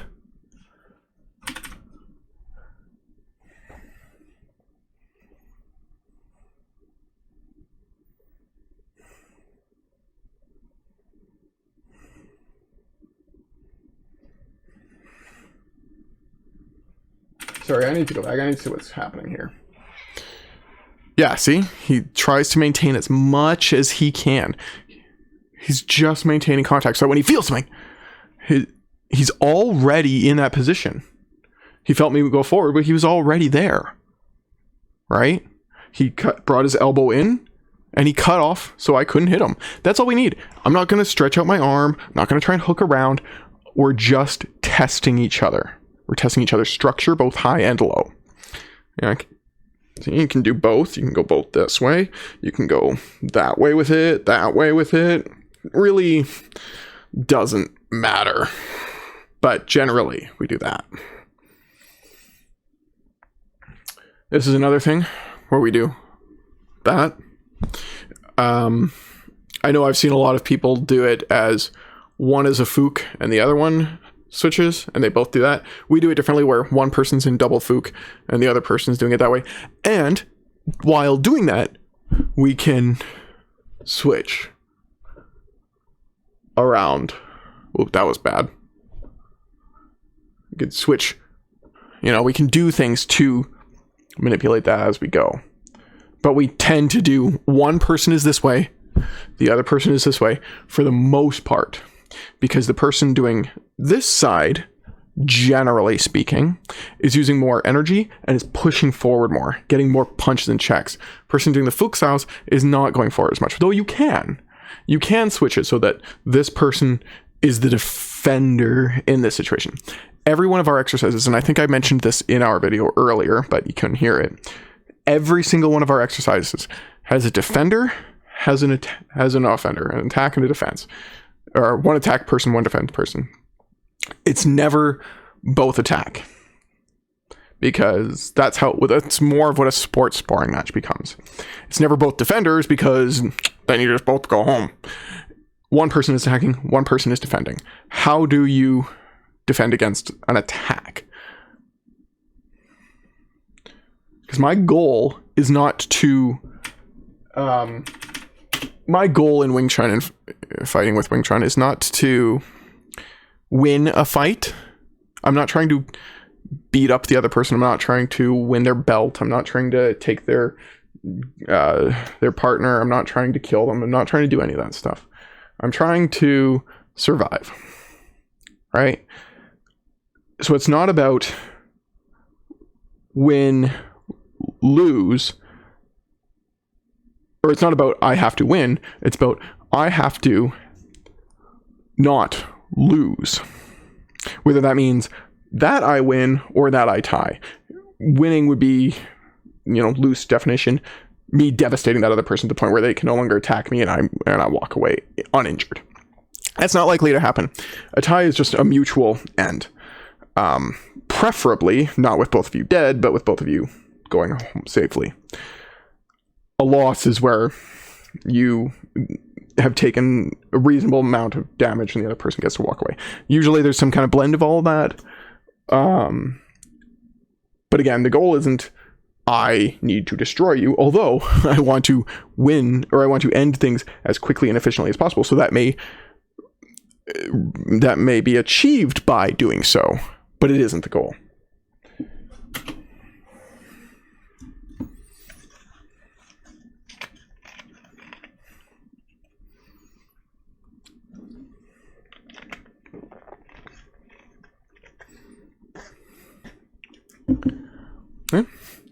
Down, floppy, just feeling my rocks. Now, I almost certainly am going to start giving him sideways energy on purpose to see how he deals with it. Because again, we're trying to show some stuff to people, right? My goodness, 17 and a half minutes in. We're past the halfway point. Let me speed this back up to normal. See? Forward, forward, forward. There is a forward motion there because I'm giving him forward pressure. Be better if I said, ooh, look at that.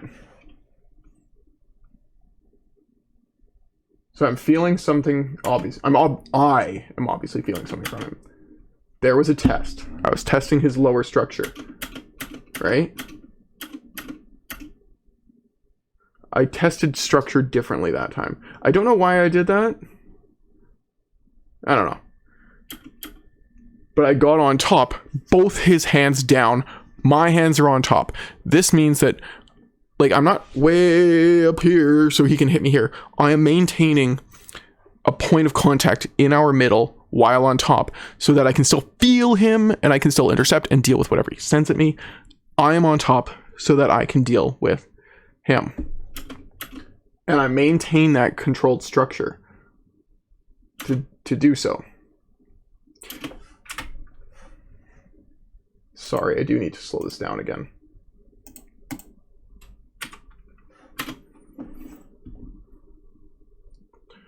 I want to see if we can see me lose bridge contact.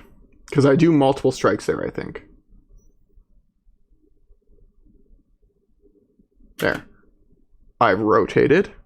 Because I was feeling an energy from him that dictated that I could move him to this. Not that I could move him to the side, but that he was already going there. So I'm going to help him go there. It also, you see my bong or my woo, whatever it is at the moment, is in contact, I think, with both of his arms. I'm actually in control of him with just that one arm, not this other one. Really, I'm using both, but in theory, I'm using this one. Now, he could deal with that, just chit straight down or down and in.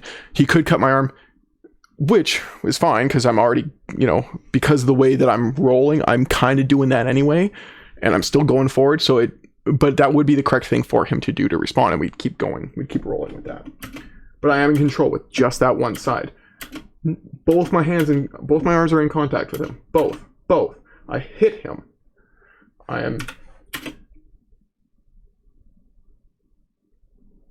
Okay, get him out of the way, drop my elbow to a punch. He is hit. This hand is holding both of his arms down, trapping them down there while this one hits, but it's still in control. Now, I could stretch that out. It is an option, as well as a kick. Sometimes there's more than one thing you can do, but I got that hit while maintaining that point of contact. Even here, I'm coming down. This hand is covering, right? It's on top of both. So if this hand is on top, this hand is being controlled by it. So my hand in response is on top of that one, holding both of them down. I've got my punch. Now I'm bringing both of them down. So I'm still in bridge contact, still trapping both of his hands against his body, while my other hand rolls up and gets the next hit.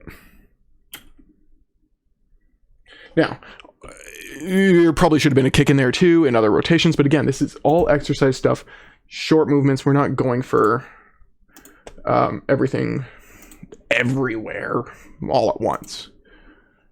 Go see that movie if you haven't. It's really good. Roll, roll, roll, rolling, rolling, rolling. Keep that chisau rolling. Aha. So, I was obviously giving him some kind of downward pressure as I was doing that. I'm doing that, and I'm obviously going to, like, I'm heavy. I'm obviously quite heavy. And, like, downward heavy in something that I'm doing. Because it's allowed him to just go, whatever. Or maybe, actually, let me see. Maybe I'm going crossing my arms. No, that's what I'm doing. Sorry. My apologies. I'm not going down. I'm doing this. Now, it may happen as this, and as you're doing it, you don't realize how much you're covering. As soon as you get past the center line, that's a point the person can chop down on your arms. So that's what he's done. He's taken advantage of that. I was pretty sure setting him up for that. Maybe that was accidental. I don't think so. You can see me really exaggerating it here. Okay? Yeah, good.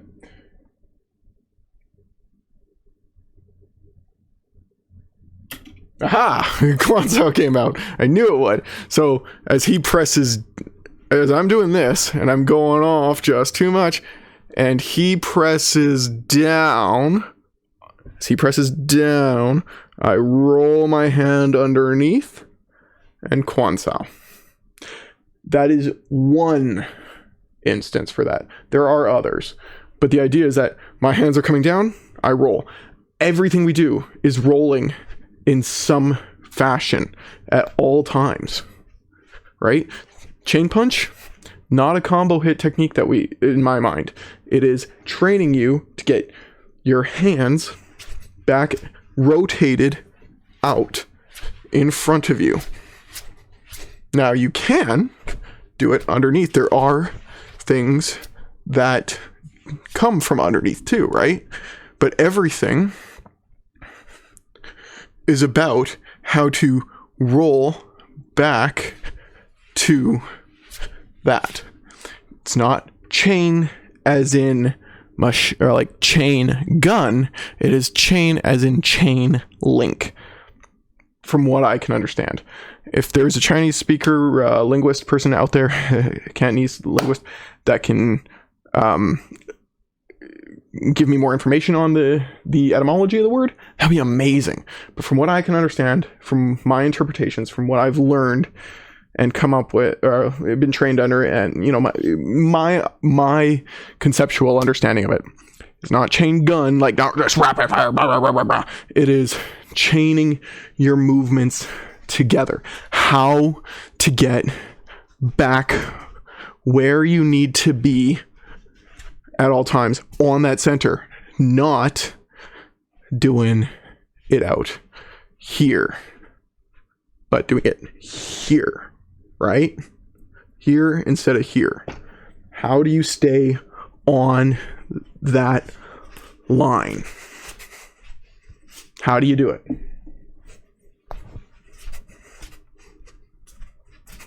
Sorry. So that's what Quan Sao is.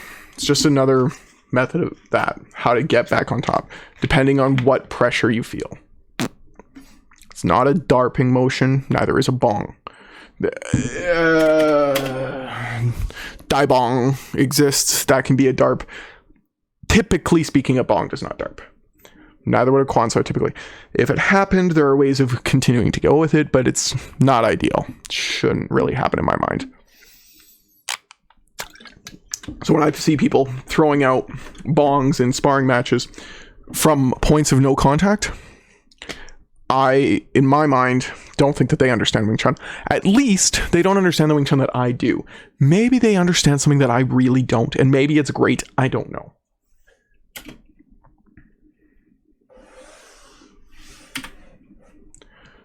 Oh, I'm on top. I feel him. Did you see that? Oh my gosh, I liked that.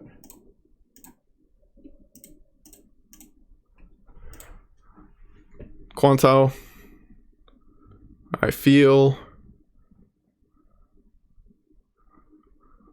So I go down, I roll. Oh, I exchange. Oh my gosh, there's too much going on in there. But not really all that much at all. It's just getting back on point. Feeling his force, going straight forward, feeling the rotation, letting it go where it's going to go anyway, going straight in, cutting it off, sliding in, slipping, stealing, everything together. Back to our Chi Sao. Can never remember what it's called. Testing his structure. What I'm doing, I'm just testing his structure. And he's learning to feel, well, both of us are.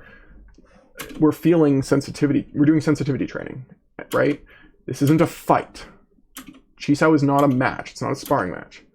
And having a winner in Chi Sao, in my mind, is missing the point entirely. There is not a winner and a loser in Chi Sao. And not even in just in the sense that you are always learning something, but in the sense that winning is not the goal, right? You're not trying to say, haha, I got you, and learn something from that.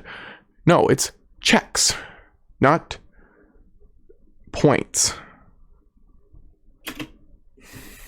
Hey, there's that position again. That lop da against his arm. Ah, see? As I said before, when I was actually talking, that you could hear his arm, or my arm. Their arm. Full outstretched. Not good. And I'm obviously explaining why. I won't explain it again. Maybe I'll show it in the video. Maybe Devon will show it. Yeah, look at that. He's got both my arms. That wasn't too hard of him, for him. Here, yeah, okay, I didn't get the hit. Now I can. Now I can get a hit. Maybe that one's still not there. That one's, see? Even just that little touch. Ah, don't like it. Ooh, look at that.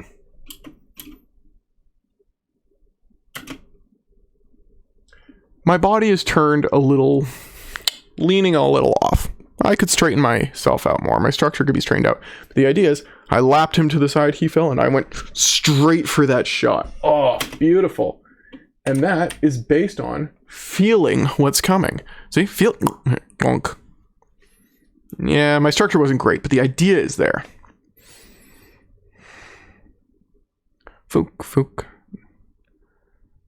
You gonna go on top? What are we gonna do? Oh, okay, so he's doing this part now. Now I'm just feeling and rolling with him. Now I'm just feeling it.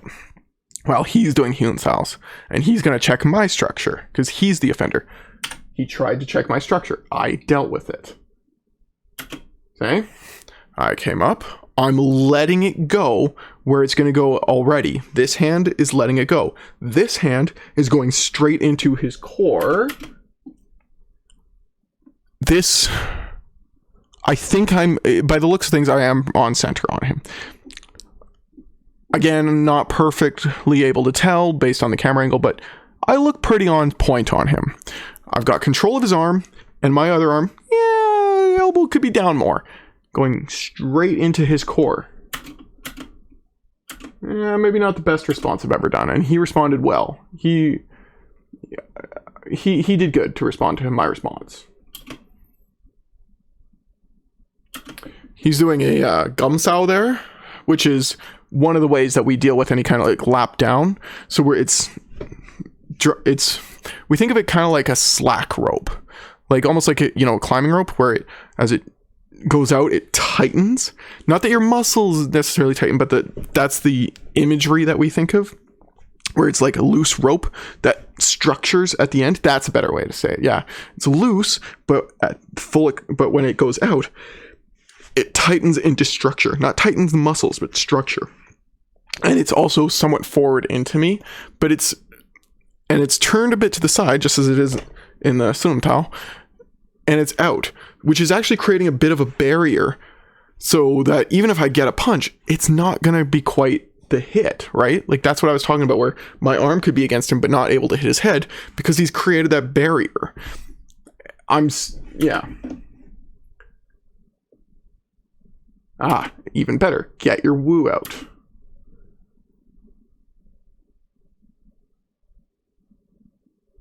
Probably just asked him, what do you do? What would you do in this situation? Because sometimes that's what I do. Even after exercises, I'm just like, you know, I know the exercise we're doing is this, but just out of curiosity, what would you do?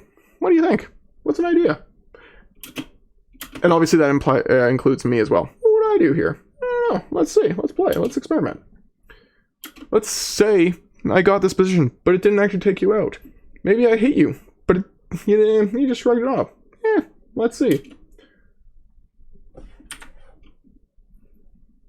He drops it out of the way. He rolls his hand over, maintaining that bridge contact. Good.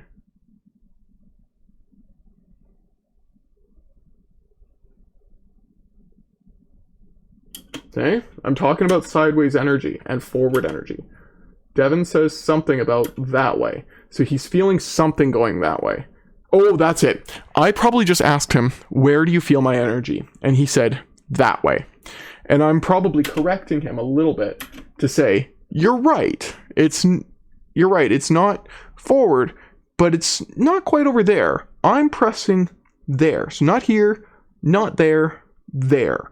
So you've got a sideways, there is a sideways direction to this, you know, vector of force. It's probably the wrong way to use that term, but we should think in vectors, right? There is a sideways energy. There is also a forward energy. There is an X and a Z axis here. And, you know, there's probably even arguably a Y axis. So it's going this way, where it's not actually into his body. It's maybe just past his shoulder, or is probably, I think what I remember saying is it's just off past his shoulder. Yeah, see slight difference there? He says it's over there, and I'm like, could be that way. It's over there. So he responds. He responds with, come underneath. Because there's that sideways energy, even though it is forward, there is that sideways energy. He lets me go that way, lets me go off to the side. And by cutting in straight forward and cutting not here, but here, right? He's not pushing that, which can easily collapse or change. He's pushing here, which closes my arm, turns me off, turns him on.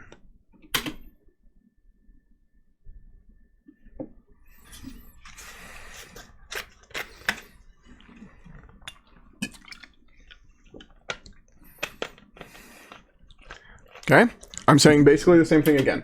Talking about how, yeah, you could press it this way, but now press it just a little bit. Just change your angle just a little bit and press it into my face. A lot. It stretches you out this way. It turns your body. It's no good. I don't like it. It's better than this. Not that this is wrong.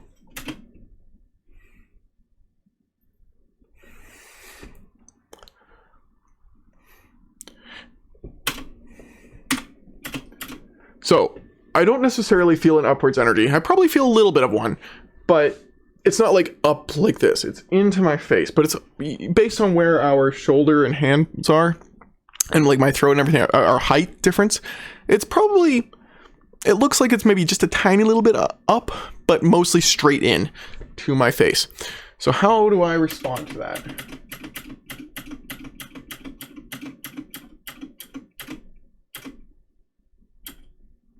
I respond by turning my hips, not my upper body, turning my hips and dropping that down. Dropping along that angle so that so I'm not pushing back against him. He's going,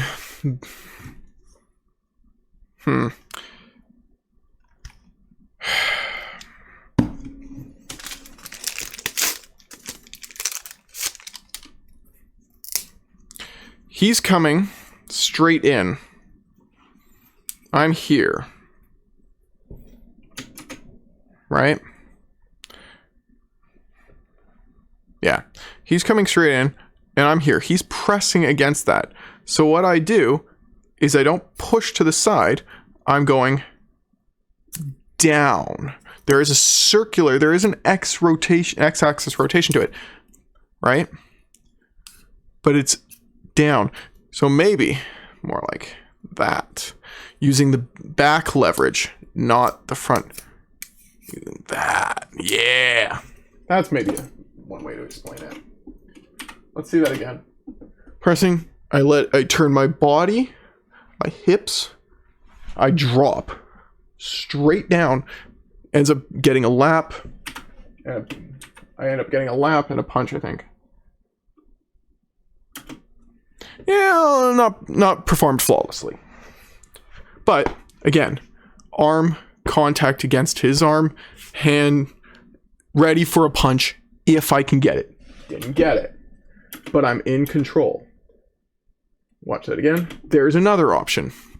Another option is I'm turned off. This hand, and this is probably the better one for this particular instance, is my hand, just like in the BUG, comes from underneath, pointed snaky right at him, and extends out.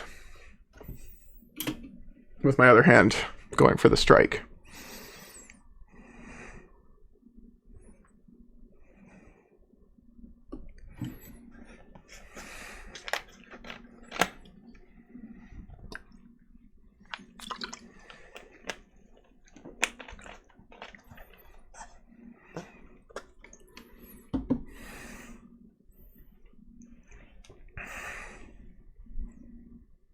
Oh yeah, riveting stuff here, guys.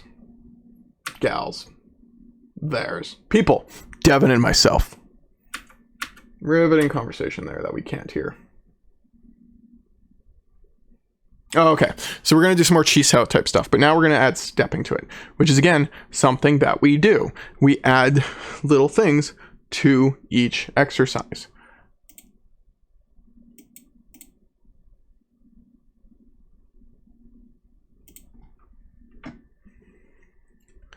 Did a check. Every little thing, we just add a little bit more. So there's no advanced exercises per se. They're just the same thing with a little bit more fluidity, a little bit more intensity, a little bit more options for what you can do, a little bit more back and forth, a little bit more response. But they don't themselves change all that much. So everything I'm doing, I'm just pushing forward, and I'm not pushing with my upper body, I'm pushing with my hips. This just maintains structure. So I'm not doing that, right? I'm doing that. My body, I'm not pushing this way, I'm not, that's probably a terrible way to explain it. I used to, when I was in karate, we had a bow staff thing where we went this way, and the idea was you went forward, and then as you stepped in, you brought that back, but down. So you didn't pull it back. So you went in, and then it came down to the side of your hips, but not because you're pulling it back, but because your lower body's moving. That's probably a better way to explain it. I'm here. My hips are down here. As my hips move forward, so too does the top. There's none of this. There might be like a tiny little bit of a push from my shoulders or something back, whatever, because again, I'm the offender. I'm trying to give him force to deal with. But it's this that's actually doing it. So it ends up being both, not that. I really hope that got on camera. I don't know if it did. Yeah. And then usually when we get to the other end of the room, then we'll roll So now I'm in Fook's house, he's in Tan Bong, and now he's going to respond and push me back. Again, sometimes we'll push from the Fook Sao position. We absolutely can. Sometimes we'll do a little bit of like one person's in Fook, the other person's doing this. We can do that. We can do all sorts of things. Just typically, that's where we are. It's what we do the most. Pushing from here. But you have to do both. And the idea is when he's testing my structure from here, when he's punching my Fook, I'm not trying to intercept. It's just a matter of, did I get it right? Is my elbow in there? Am I in control? I shouldn't have to change much, if anything, when I do it. It should just be in position, maintaining position. It shouldn't collapse against my body. My elbow shouldn't move back. My upper, because that's like a spring. There's a spring here. There's a spring here. There's a spring here. Springs all over. Maybe not springs, maybe shocks. So I'm feeling a resistance here. This one shouldn't go. If this starts to go, the hips go instead, which takes me back to this. If the shock absorber starts to collapse, the bottom is what turns instead of that happening.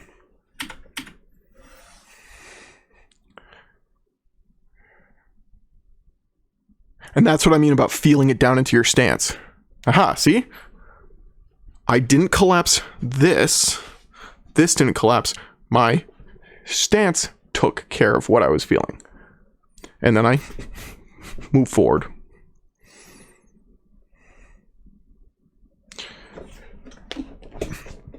Maybe don't get the idea that all of our techniques are that pak da kind of motion. It's just a common one that comes out in these drills. In practice, it does come out, but it's not. Don't think technical, like technique wise, in that sense. We do what we feel in the moment, and not this is what I'm going to do. It's how do I achieve these concepts, not which technique is the right technique. Not that you need to ignore techniques, you shouldn't, but it's not where our mind is at. It's how do I deal with this, what I'm feeling? How do I achieve it? What concept deals with it? How do I achieve this concept? And then and then after that is which technique does what I'm trying to do? Not what technique should I use for this situation? That's skipping a step.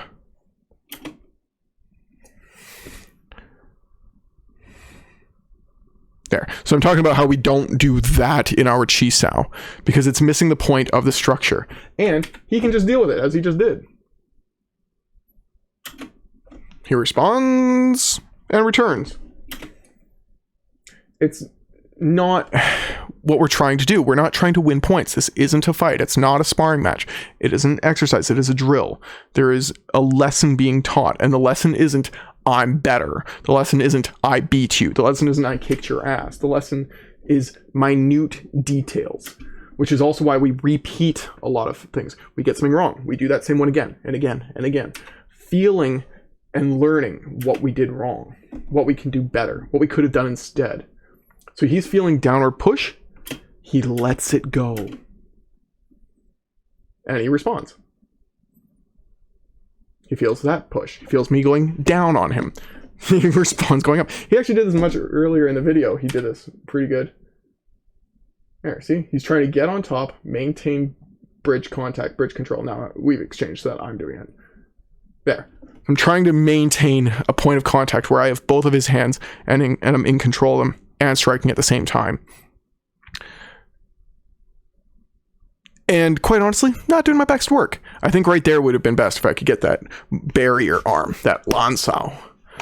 Cameo from Cake. We always like cameos from Cake. Yep, Devon, I know. My place is really warm.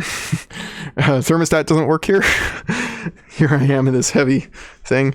It is cold outside, but I also kind of like the warmth, but it's also too warm sometimes. Right now I'm doing okay. But yeah, no, Devon is right to be like, oh my God, especially if he's not hanging out here very often. Yeah, it's a bit much. My place gets really, really warm, especially in the summer. I feel bad for my long-haired cat. Though she must be getting kind of cold because at night right now she sleeps on top of me a lot. Doesn't do that as much in the summer.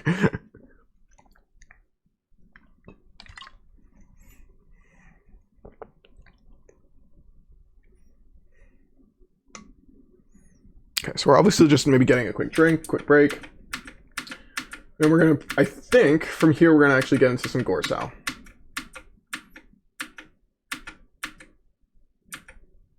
Okay, come on, Devon. Yep. Here comes some a little bit more of intense stuff. Maybe still not where I want it to be. And as I said, I get very easily distracted. So as I'm doing with this Devon, I get excited. I'm like, oh no, I gotta explain things, and I kind of ruin the flow. That's on me.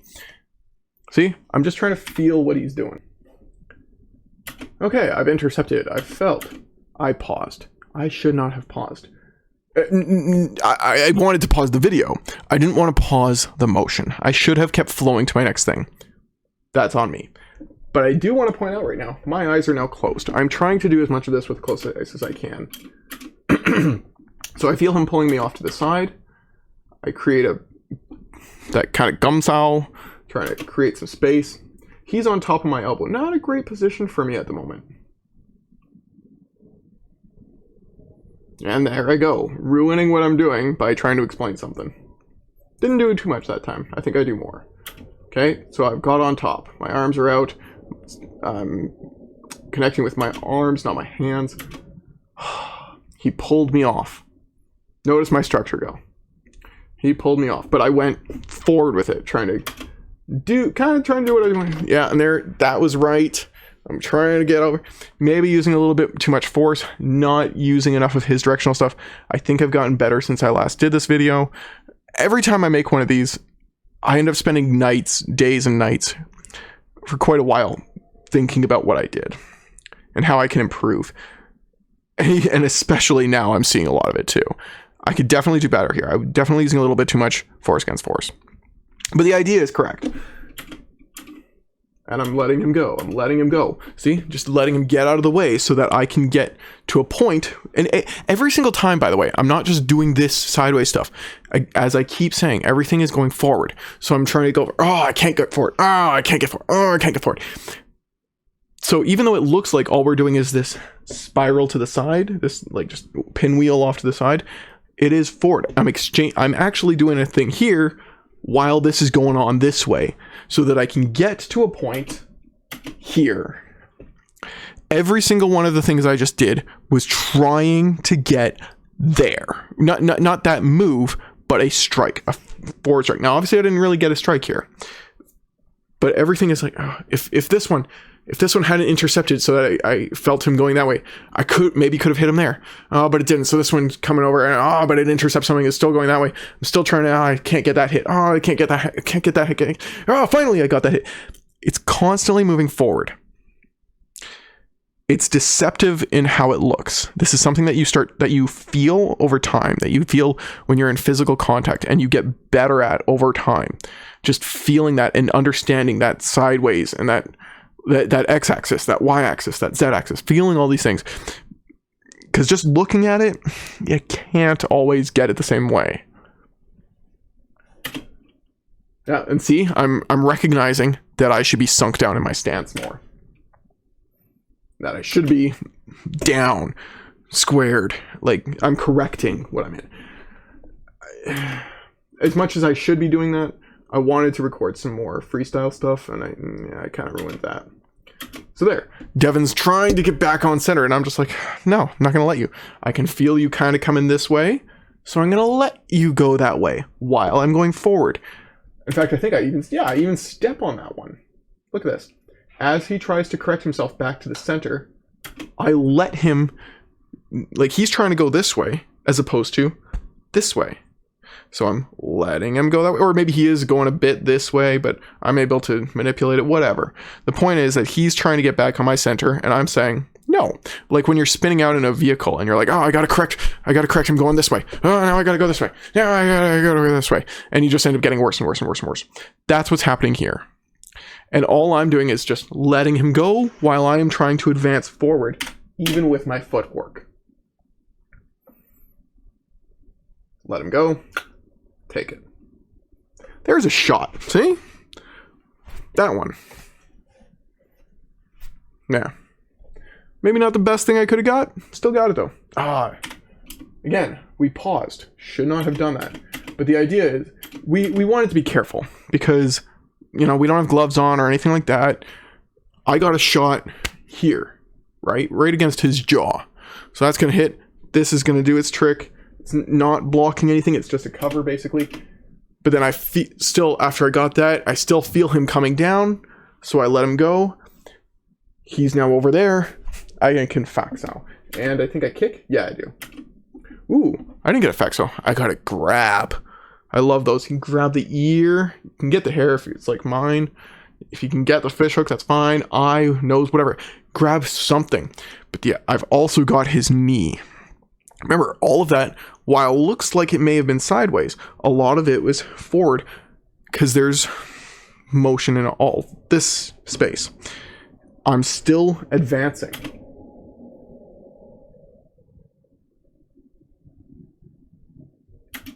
Oh, as he's falling down, snake the other arm around and drop. And that's straight out of our chum Q, right? That's in there too.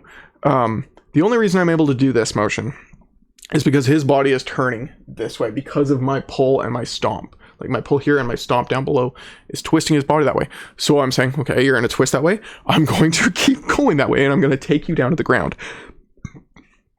Hopefully I've broken his leg at this point. Like, not really. I don't want Devon's leg broken. But my attacker, hopefully their leg is broken at this point. If not, I've still disrupted their structure so that I can get them down on the ground, which is great. I want them on the ground. I don't want a ground fight, but I want them down. I don't want them to be a threat to me. And they're less of a threat to me when they're on the ground and I'm not.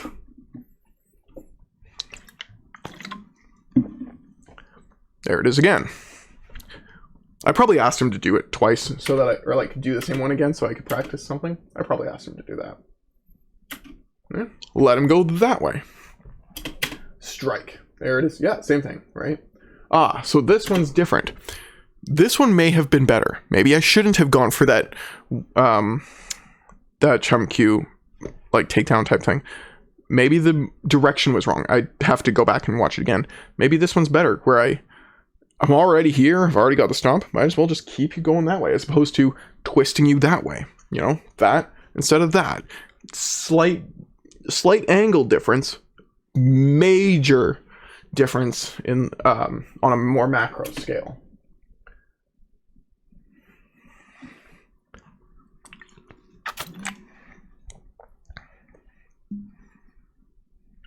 But the angle remains the same. It's just that the distance from that widens.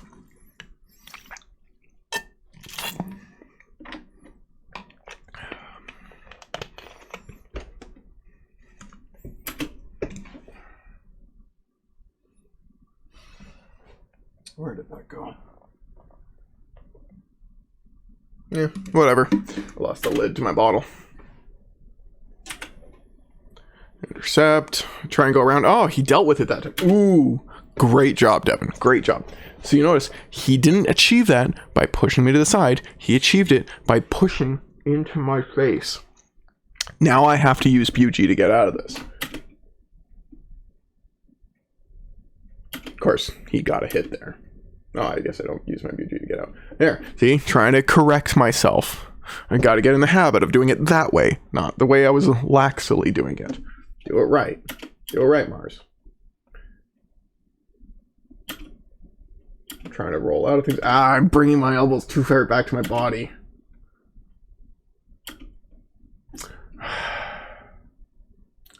I'm fighting the force too much. I'm not just letting it go. Yeah, he's turned me off. Yeah, this is not great work. This is not my best stuff. There's no disputing that. I don't think it's my worst. I think it's not bad, but I'm seeing a lot of stuff that I would like to be able to record better. There it is, forward. I lost bridge contact.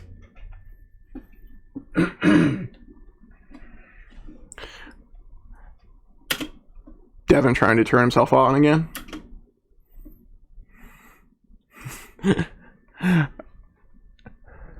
I think here I'm just telling, like, this is a family show or something like that. Like, if that's the kind of show you want to do here, you want to do that, we got to go on a different channel, and we'll make more money. Let's yeah. Anyway. Okay, so he tries to go for a low shot.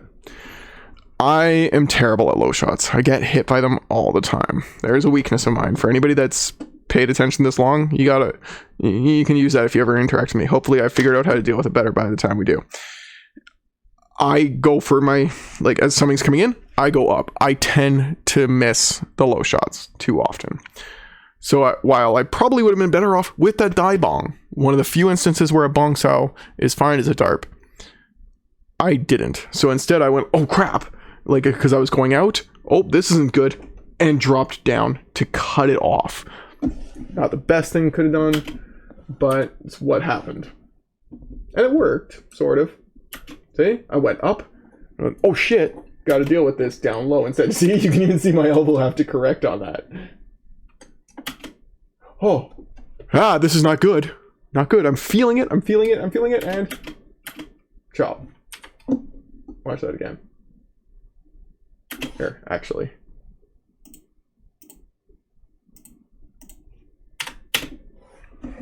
I'm gonna go in, you're gonna see me. Oh, you're gonna see me when I realize I've done something wrong. Right there. I'm going in. I'm noticing he's lower than I thought he was. I don't know if my eyes are open at this point, but they were like a moment ago. Here, I'm intercepting his arm, realizing he's a lot lower than I thought. And correct. Overcorrect. Not the best thing I should have done. Okay? But, you make a mistake, you got to deal with it. I should have kept going with the whole sequence. Often we'll stop because we're like, that was wrong. Redo that motion. Redo the wrong thing again and again. Get it right. Don't do it wrong again and again. Get it right and keep doing it. Right. Rehearse that. Get that drilled in. Feel that energy. Feel what energy it is that threw you off, that made you make that mistake. What caused you to do that? How do you correct it? Very minute dissection and whatnot. And then here I'm trying to say, like, this is what I should have done. I should have done this bong sao. My back could be a little bit straighter. I'm not worried about Devon's structure or anything at the moment because Devon is the attacker. So Devon gets to do what he wants. And I've asked him to do this same motion again, this same attack again and again, so that I can practice and rehearse this. You see that? Went for my bong sao. I tried to roll up, which is what you do after the bong sao. You roll to the punch. I try. There it is. But he feels that energy. So he responds by trying to, I'm going to get you with my other side. And so my motion changes. I'm no longer a punch. Now I'm going to hyun sao. And my other hand comes up because remember, both hands work together. We're constantly using both hands. Now both of our off hands intercept. Are his eyes closed too? I'm not sure. They might be.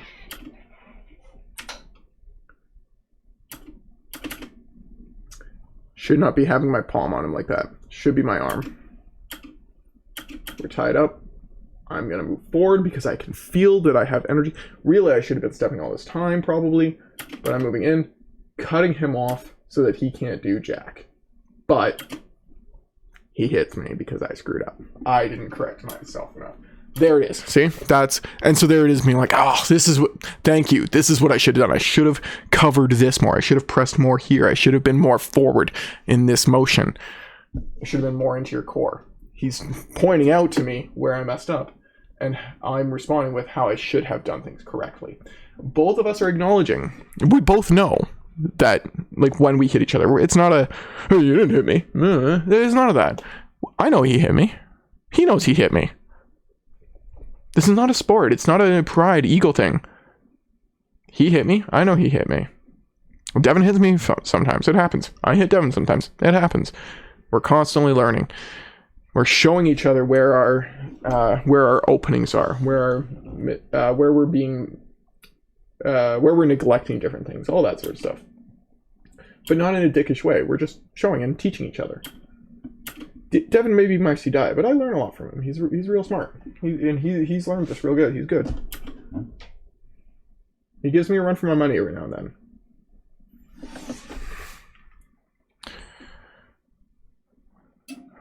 I don't care that I've been doing this years longer than him.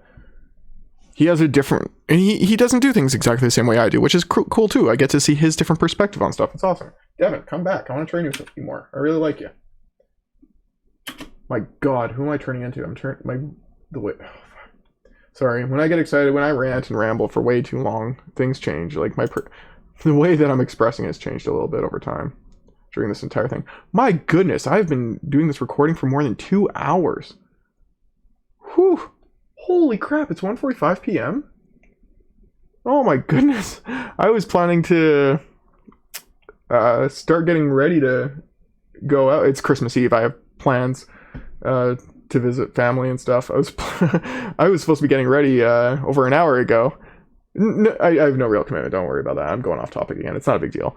But I didn't realize what time it was. Almost 2 hours ago, I should have been. Oh my! Wow. All right. Whatever. We're gonna finish this.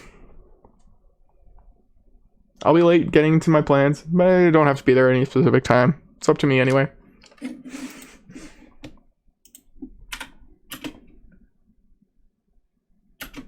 Intercept. I'm on top. I might be mistaken, but I don't think that hit actually hit me. I think my elbow is too far in for it to actually cause any damage. Not that he couldn't have, but I may be wrong. Maybe I did screw that one up. Let's see what happens.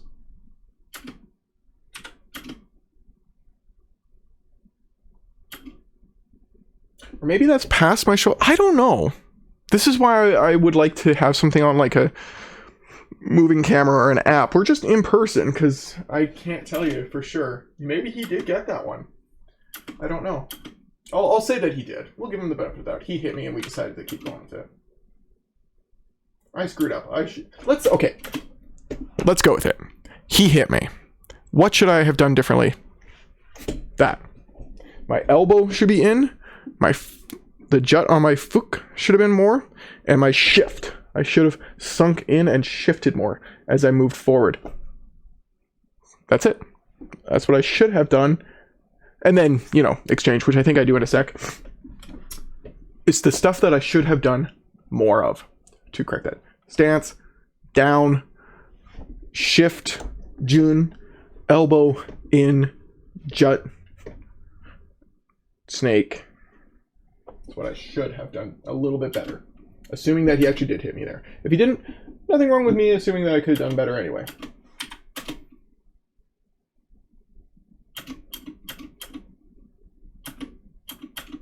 Okay, I'm trying to roll, but he's responding. Because he knows how. So he's not... He doesn't have to be using Wing Chun here, but he's obviously using a little bit. That's fine. He feels me going. He's actually helping me go there. I stepped back. I should not have stepped back there. I tried to correct that by stepping back in. Feeling. And again, this I shouldn't have even been talking here. I think I'm talking in this video. I should not have been. We should have been doing this more freestyle, more full speed, more realistic. I want to get more recordings like that. I'm trying to move in on him. Do you know why he's able to hit me there? In case you can't see it, see what I'm doing wrong. My elbow is too far out to the side. Elbow should be down. Get that elbow down.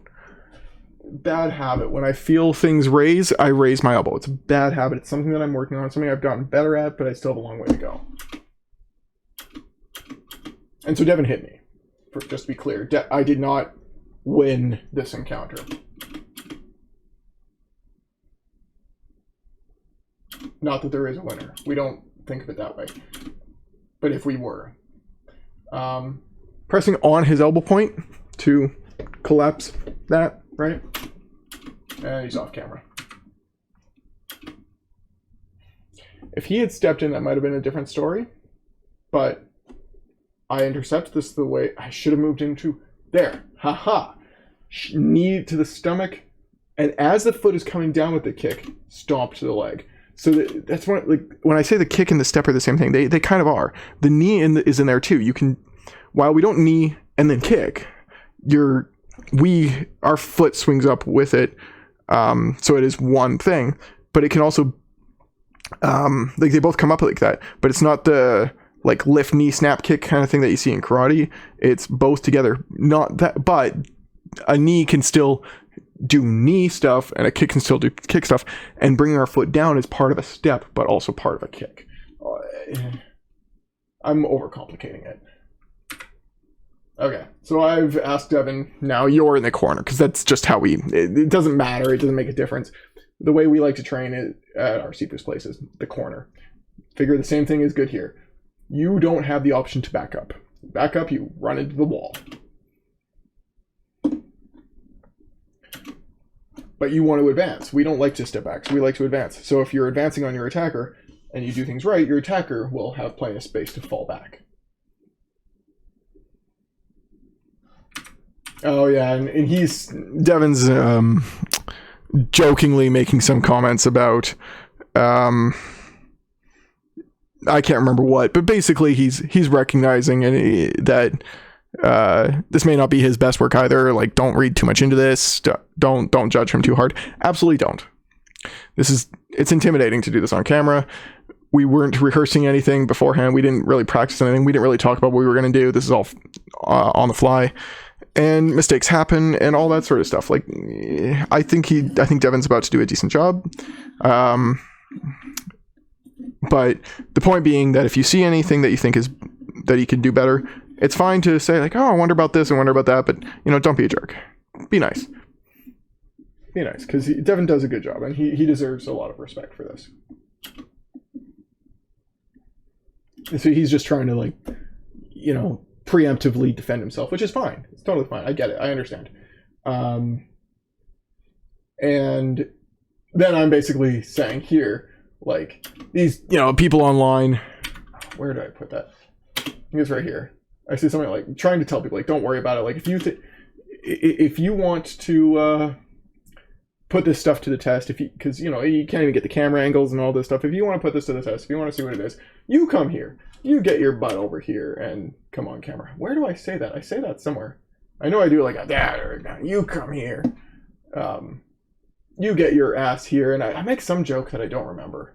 Because I start to play it off as like, you need to feel this yourself or something, but then I change it into something else halfway through the sentence. Don't worry about it. I'm rambling. Okay, so I try to throw a big punch. He intercepts, he deals with it, moves me out of the way. Notice, you can see a bit of my old karate in there. Not a lot, but it's noticeable. It's definitely noticeable.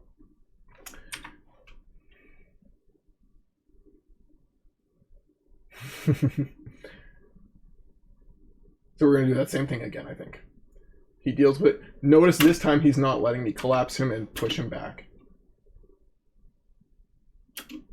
He feels it, he responds, he moves it out of the way.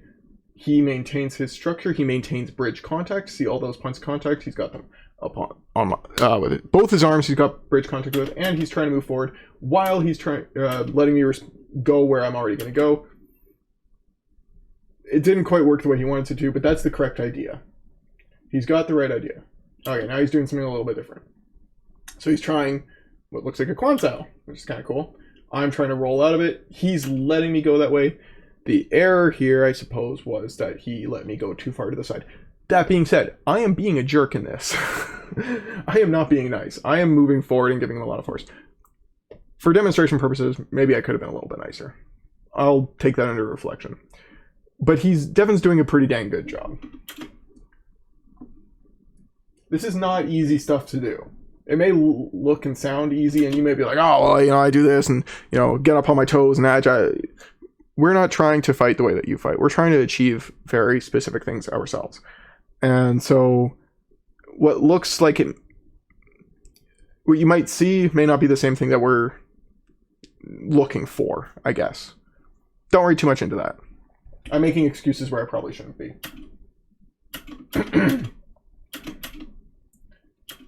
She's trying to roll out of it. So now I'm giving him a bit of force. Like, I'm not trying to be a super jerk. I'm not trying to just bowl him over, but I'm giving him force. I'm giving him a push. I'm trying to see how he deals with me pushing into him, right? Looks like both of our eyes are still closed. That's just fine. He lets it go past him. He deals with it. He moves forward. I have him do it again because I think he can do even better. See? I'm telling him, don't push me to the side. I'm telling him, push into me. Watch the difference. See the difference there? pushing me to the side, I'm still falling into him a little bit. Push into me, and you disrupt my center of gravity. You disrupt my structure. I'm off balance. I'm not firm to the ground. I'm not rooted anymore. He didn't have to lift me to do this. He just pushed into me. See that? And how it's twisting me off? It's turning me in such a way that I'm exposed to him. Now, that's not to say what he did before is fine. It really is. There's nothing particularly, I wouldn't say there's anything wrong with it, but I do think that at least from what I remember in this situation, this felt more threatening to me. It felt like I was more compromised, like I was in a worse position when I was receiving it. I was more exposed. I wasn't where I wanted to be. I felt more in danger. He was much more, it felt like he was much more in control. So here, he just has to go chop down, not chop down. Yeah, see? See, he actually did no, he did a good job that first one. I shouldn't have, I think I criticized him. Or not criticized, I think I critiqued him. I don't know if I should have. If I did. That's pretty good. He could have fixed his stance a little bit. He could have fixed his stance. But his upper hand work is down. It's that chit, but it's in. He's getting a good jump into my body. With a good chit. Yeah. Yeah, stance could have been a little bit better. But he's getting that real good. No, that was good. I approve, Devon. Well done. That over. Done. He won. Ish. Won. He got his shot. I don't know why I keep saying won. As I'm trying to explain it, it's just what comes out. I don't usually say it that way. Yeah, and that's what I'm telling him. Like, don't just patty cake. Don't just touch football me. Like, get that shot.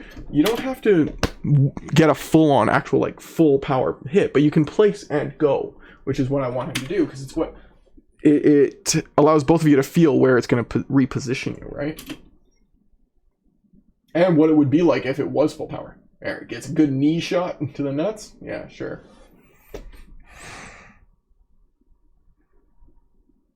Okay, I tried to respond to it, maybe a little too big. I'm trying to twist out of it, but he's got me. He's got me all twisted up. Remember, I'm the attacker. I'm not necessarily doing Wing Chun here. I'm trying to give him offensive push force for him to deal with. There are other ways to do gore style. Like, we do other ways. Like, depending on the person, some people have different styles. Some people are much more boxing aggressive. Some people retreat a little bit, like a punch, but go backing up. Some people, like, do feints. In our school, like, we have people doing a whole assortment of different stuff, different grabs and like raw, yeah. And people just wail it. Like, it varies. This is just what I'm doing at this time.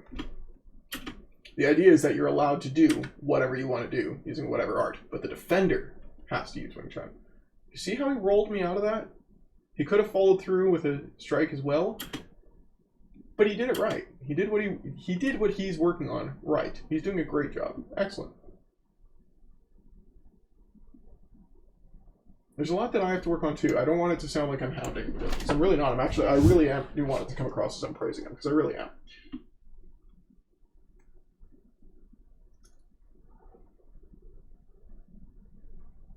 Oh yeah, there it is. I'm telling people, like, you think this is hard, or you think this is easy, or something. You come here. This is not easy. That is not an actual open invitation for a challenge per se. I don't take open invitations for challenges. I will interact in person with people that I like and respect, that I trust. Not just anybody. We have to develop a repertoire first. I have to be like, yeah, you seem like a decent person. It doesn't, we have some different ideas. There's a few people online that I talk to. I'm like, you know what? We've got some different ideas on some things. You think I'm right about this? You think I'm wrong about this, and I think you're wrong about that. Cool. And when we interact in person, I don't want it to be, see, I was right. There may be, there may be an aspect of that, and it may be what we kind of want to do. Like, the pride is nice. It feels good to get right? But It should be more, this is what I understand. This is what I think. This is what I've learned. What have you done? And then playing with the two of those things, trying to learn from each other a little bit. And maybe we'll come to the conclusion that they or I or both are right in different ways. Maybe we'll come to that conclusion. Maybe we'll walk away still disagreeing. But it shouldn't be a, see, I got it. No. So no, this is not an open invitation for just anybody to come at me. But for those that I chat with online and we have good conversations and we seem friendly to each other even if we disagree and things like that, yeah, sounds like fun. If we're worried that it's going to turn into an ego thing, even partway through an interaction, maybe we start to just feel it's like, you know what, ego's coming out a little bit. Good chance for us to just stop, take a step back, maybe try some stuff later, right? But anyway, that's what I'm saying. Like, don't be a jerk. Like, unless you're doing this, you can make your points, you can make your thoughts. I don't discourage that. I do encourage it, in fact. But you don't know until you're trying it. This is not as easy as it looks, I'm sure. Yeah. For both of us. Like I said, I've made a lot of mistakes in this video too, and one of the worst things that I did, I think, is that I would get constantly distracted and not just let the high-speed Glorsow type stuff happen to me. I think I did a little too much of that to Devon and didn't have enough of it happen to me. And I should have, so that I could have been improving and working on my skills rather than trying to explain what I was doing. I shouldn't have stopped as much as I did, is basically what I'm saying. There are other mistakes. There are mistakes like with my stance and my elbow positions and things, and I've noted some of those. There's more than I've noted. Anyway.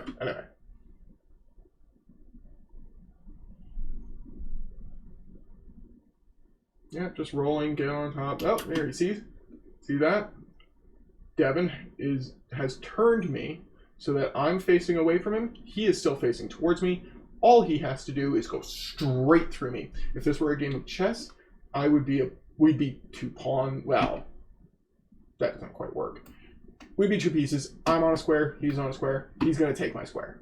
He's not just going to take me out and then take my square. He's going to take me out by taking my square. And I kind of tell him to do as much. Like, if you're going to do that, do it. There, see? Step into my square. Take out my leg, break my leg, step it. And same thing there. Don't just hit and play. Don't just place, and then extend, and then follow through, penetrate. We're not playing tag, touch, foot, sport, ball.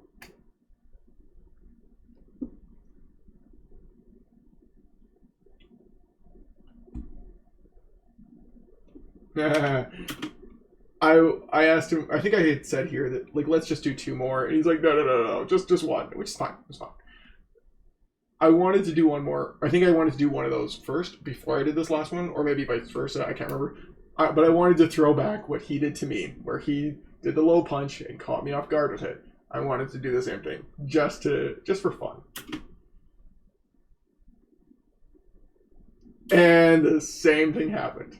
Instead of doing the dive-bong that he should have, he tried to overcorrect after it was too late. And see, we're laughing about it. He did it to me, I did it to him. It's not a one-way street. There. He did it correct. Now he rolls over top. Beautiful! Oh my gosh, watch that again. That looks so good. Devon! So that's wrong. Fine, that's wrong. No, hold on. I gotta see this slow.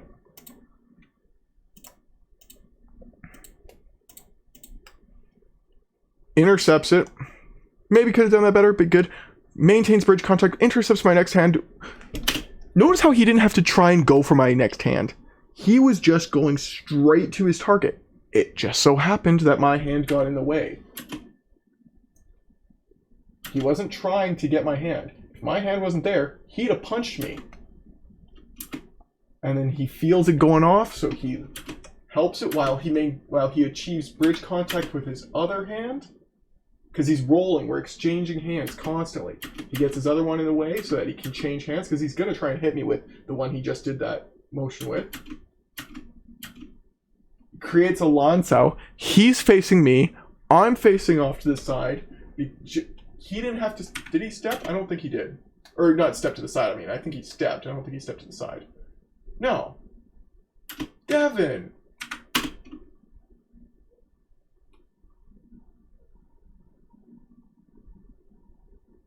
A little bit of a step there. See that? Do you see that? He did not step to the side. He moved in.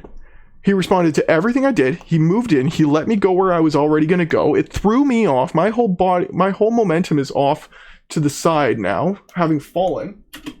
And he's going to continue to follow through with a smack. That was a cheeky little smack. He should have stepped in with a kick and maybe got that cheeky little smack. It was a cheeky little smack. It's like, see? I got you. You fucked up, he said. That was awesome!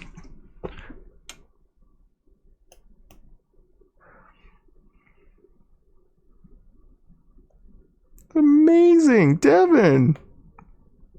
This is just another position that he could have done with that, right? Or was the same position, he just, afterwards, he took his cheeky little smack. Okay, and I think here I'm just like, there you go, now take your hit. There it is, thank you. Ouch. And I'm like, yeah, now take it, yes. Take me down, Evan. Turn me off.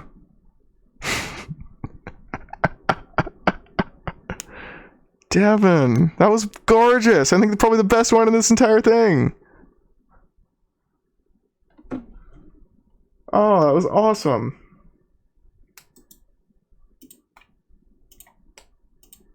I think that's it. We only got a few more seconds. I don't think there's anything else after that. I think it's basically just us saying thank you. Oh, wait, what was that? Did I just flip people off? Yeah, I did.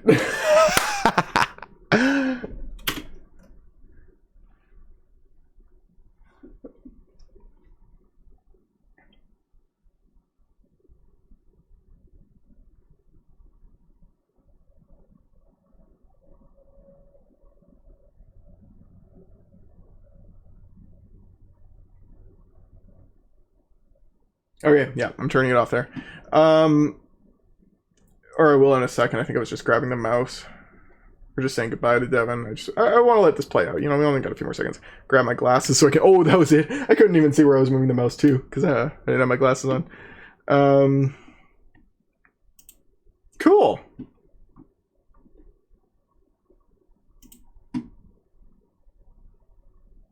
Where is it? There. And you know what? Let's do this. Let's do this. Getting real close. Thank you for joining me on this super long journey. I have made this recording is near 3 hours long. The original video isn't even 40 minutes. I stopped that a lot and went on a lot of different tangents, had a lot of difficulty staying focused, got gradually more excited, and then we topped it off with just probably the best example of what we want to do, what we were striving to do in the entire video for a sequence, at least not, maybe not single move, but for a sequence. It was awesome. And I'm not the one that did it. I love this art so much, okay? I love being able to feel people's forces against me and then figuring out what geometrically is the way to deal with it. That's why my streams are called what they are. The combative geometry with a dance partner. I think I sometimes accidentally say violent geometry, but I say it's combative, not necessarily violent. Although I suppose that's up for debate. Combative geometry with a dance partner. That's it. Devon's my dance partner in this video, in these videos, right? Or in that video, in this entire movie I just made. Devon is my dance partner, and at times I'm leading, and at times he's leading, and sometimes it's kind of ambiguous who is who. Sometimes it switches back and forth, and a fight works that way. You want to be the defender if you're in a self-defense situation. You're not the offender, but you are going to take offensive motions, and the way that we fight, we are the follower. We're the not the leader in the dance. We're the follower, but we are doing constant offensive things within that to make it so that we're the one in control and the one that's doing the hitting, landing the hits, and getting out of there safely without being... We're not the leader in that sense. But we are not necessarily... We're doing offensive motions in a responsive way. And it's just, they give us something that's like, you know, if you were dancing, you might say, oh, well, I know this is the motion to make me do a twirl. Cool. Our twirl is not just a pretty twirl. It's not just a defensive twirl. It is an offensive twirl, but it is determined what we are going to do by what you are giving us, what you're leading with. And then you may, at your skill level, depending on your skill level, you may be able to respond to that too. And it becomes just a dance. And it is combative in that way. It is competitive even in that way. Because we're both, if both of our lives are on the line, and that's kind of scary. But it's also geometry. I kept talking about x-axis, y-axis, z-axis. There's 90 degrees. I don't think, except for like a couple of exceptions, you don't go less than 90 degrees almost ever. You're creating constant triangles. I've talked about very briefly, I mentioned vectors. This is just math. It's applied mathematics in a fun, interesting way. I don't know how better to describe it at this point. I'm sure I'll come up with something at some point. But unless you're feeling it, it's not going to make the same kind of sense. I think it's really cool for you to be watching this and watching other videos and trying to learn about this stuff online. I think that's really cool. I think that's something that you should do. It's something that I do. But there's more to it than that. You cannot learn this art just from online tutorials. You can't. You need an instructor that knows what they're doing to give you pressures and let you feel these things so that you can learn how to respond to the leader. That isn't to say that you aren't sometimes the one to strike first. There is a line that says to strike first has its reasons. So yeah, sometimes it is better to be that person. It really depends. It's complicated. And it's situational. It's not always this. There's not always a one answer. Sometimes there's more than one answer, and it's not always going to be the same answer or the same collection of answers. It's complicated.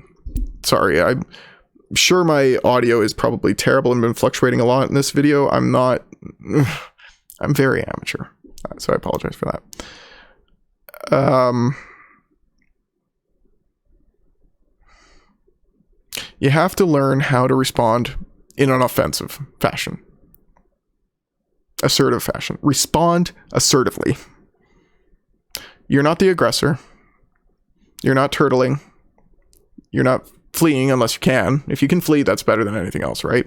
The 100-meter dash is, or, long distance running or whatever, getting out of there is number one. That's your number one self-defense.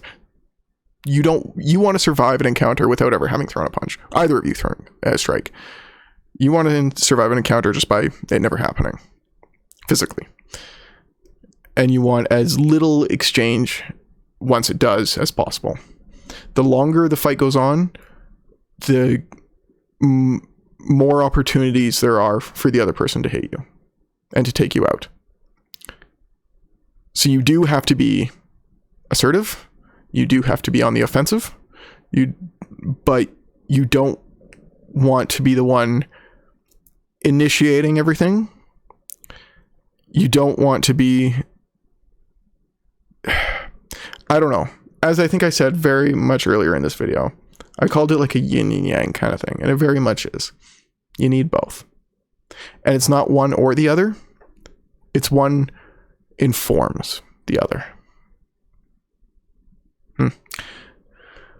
Something I'll think about for a better way to explain, but let's go with it for now. thank you for joining me. I will try and get this video up today if I can. Today is the 24th of December, 2022, and I will try and get up today before Christmas Day.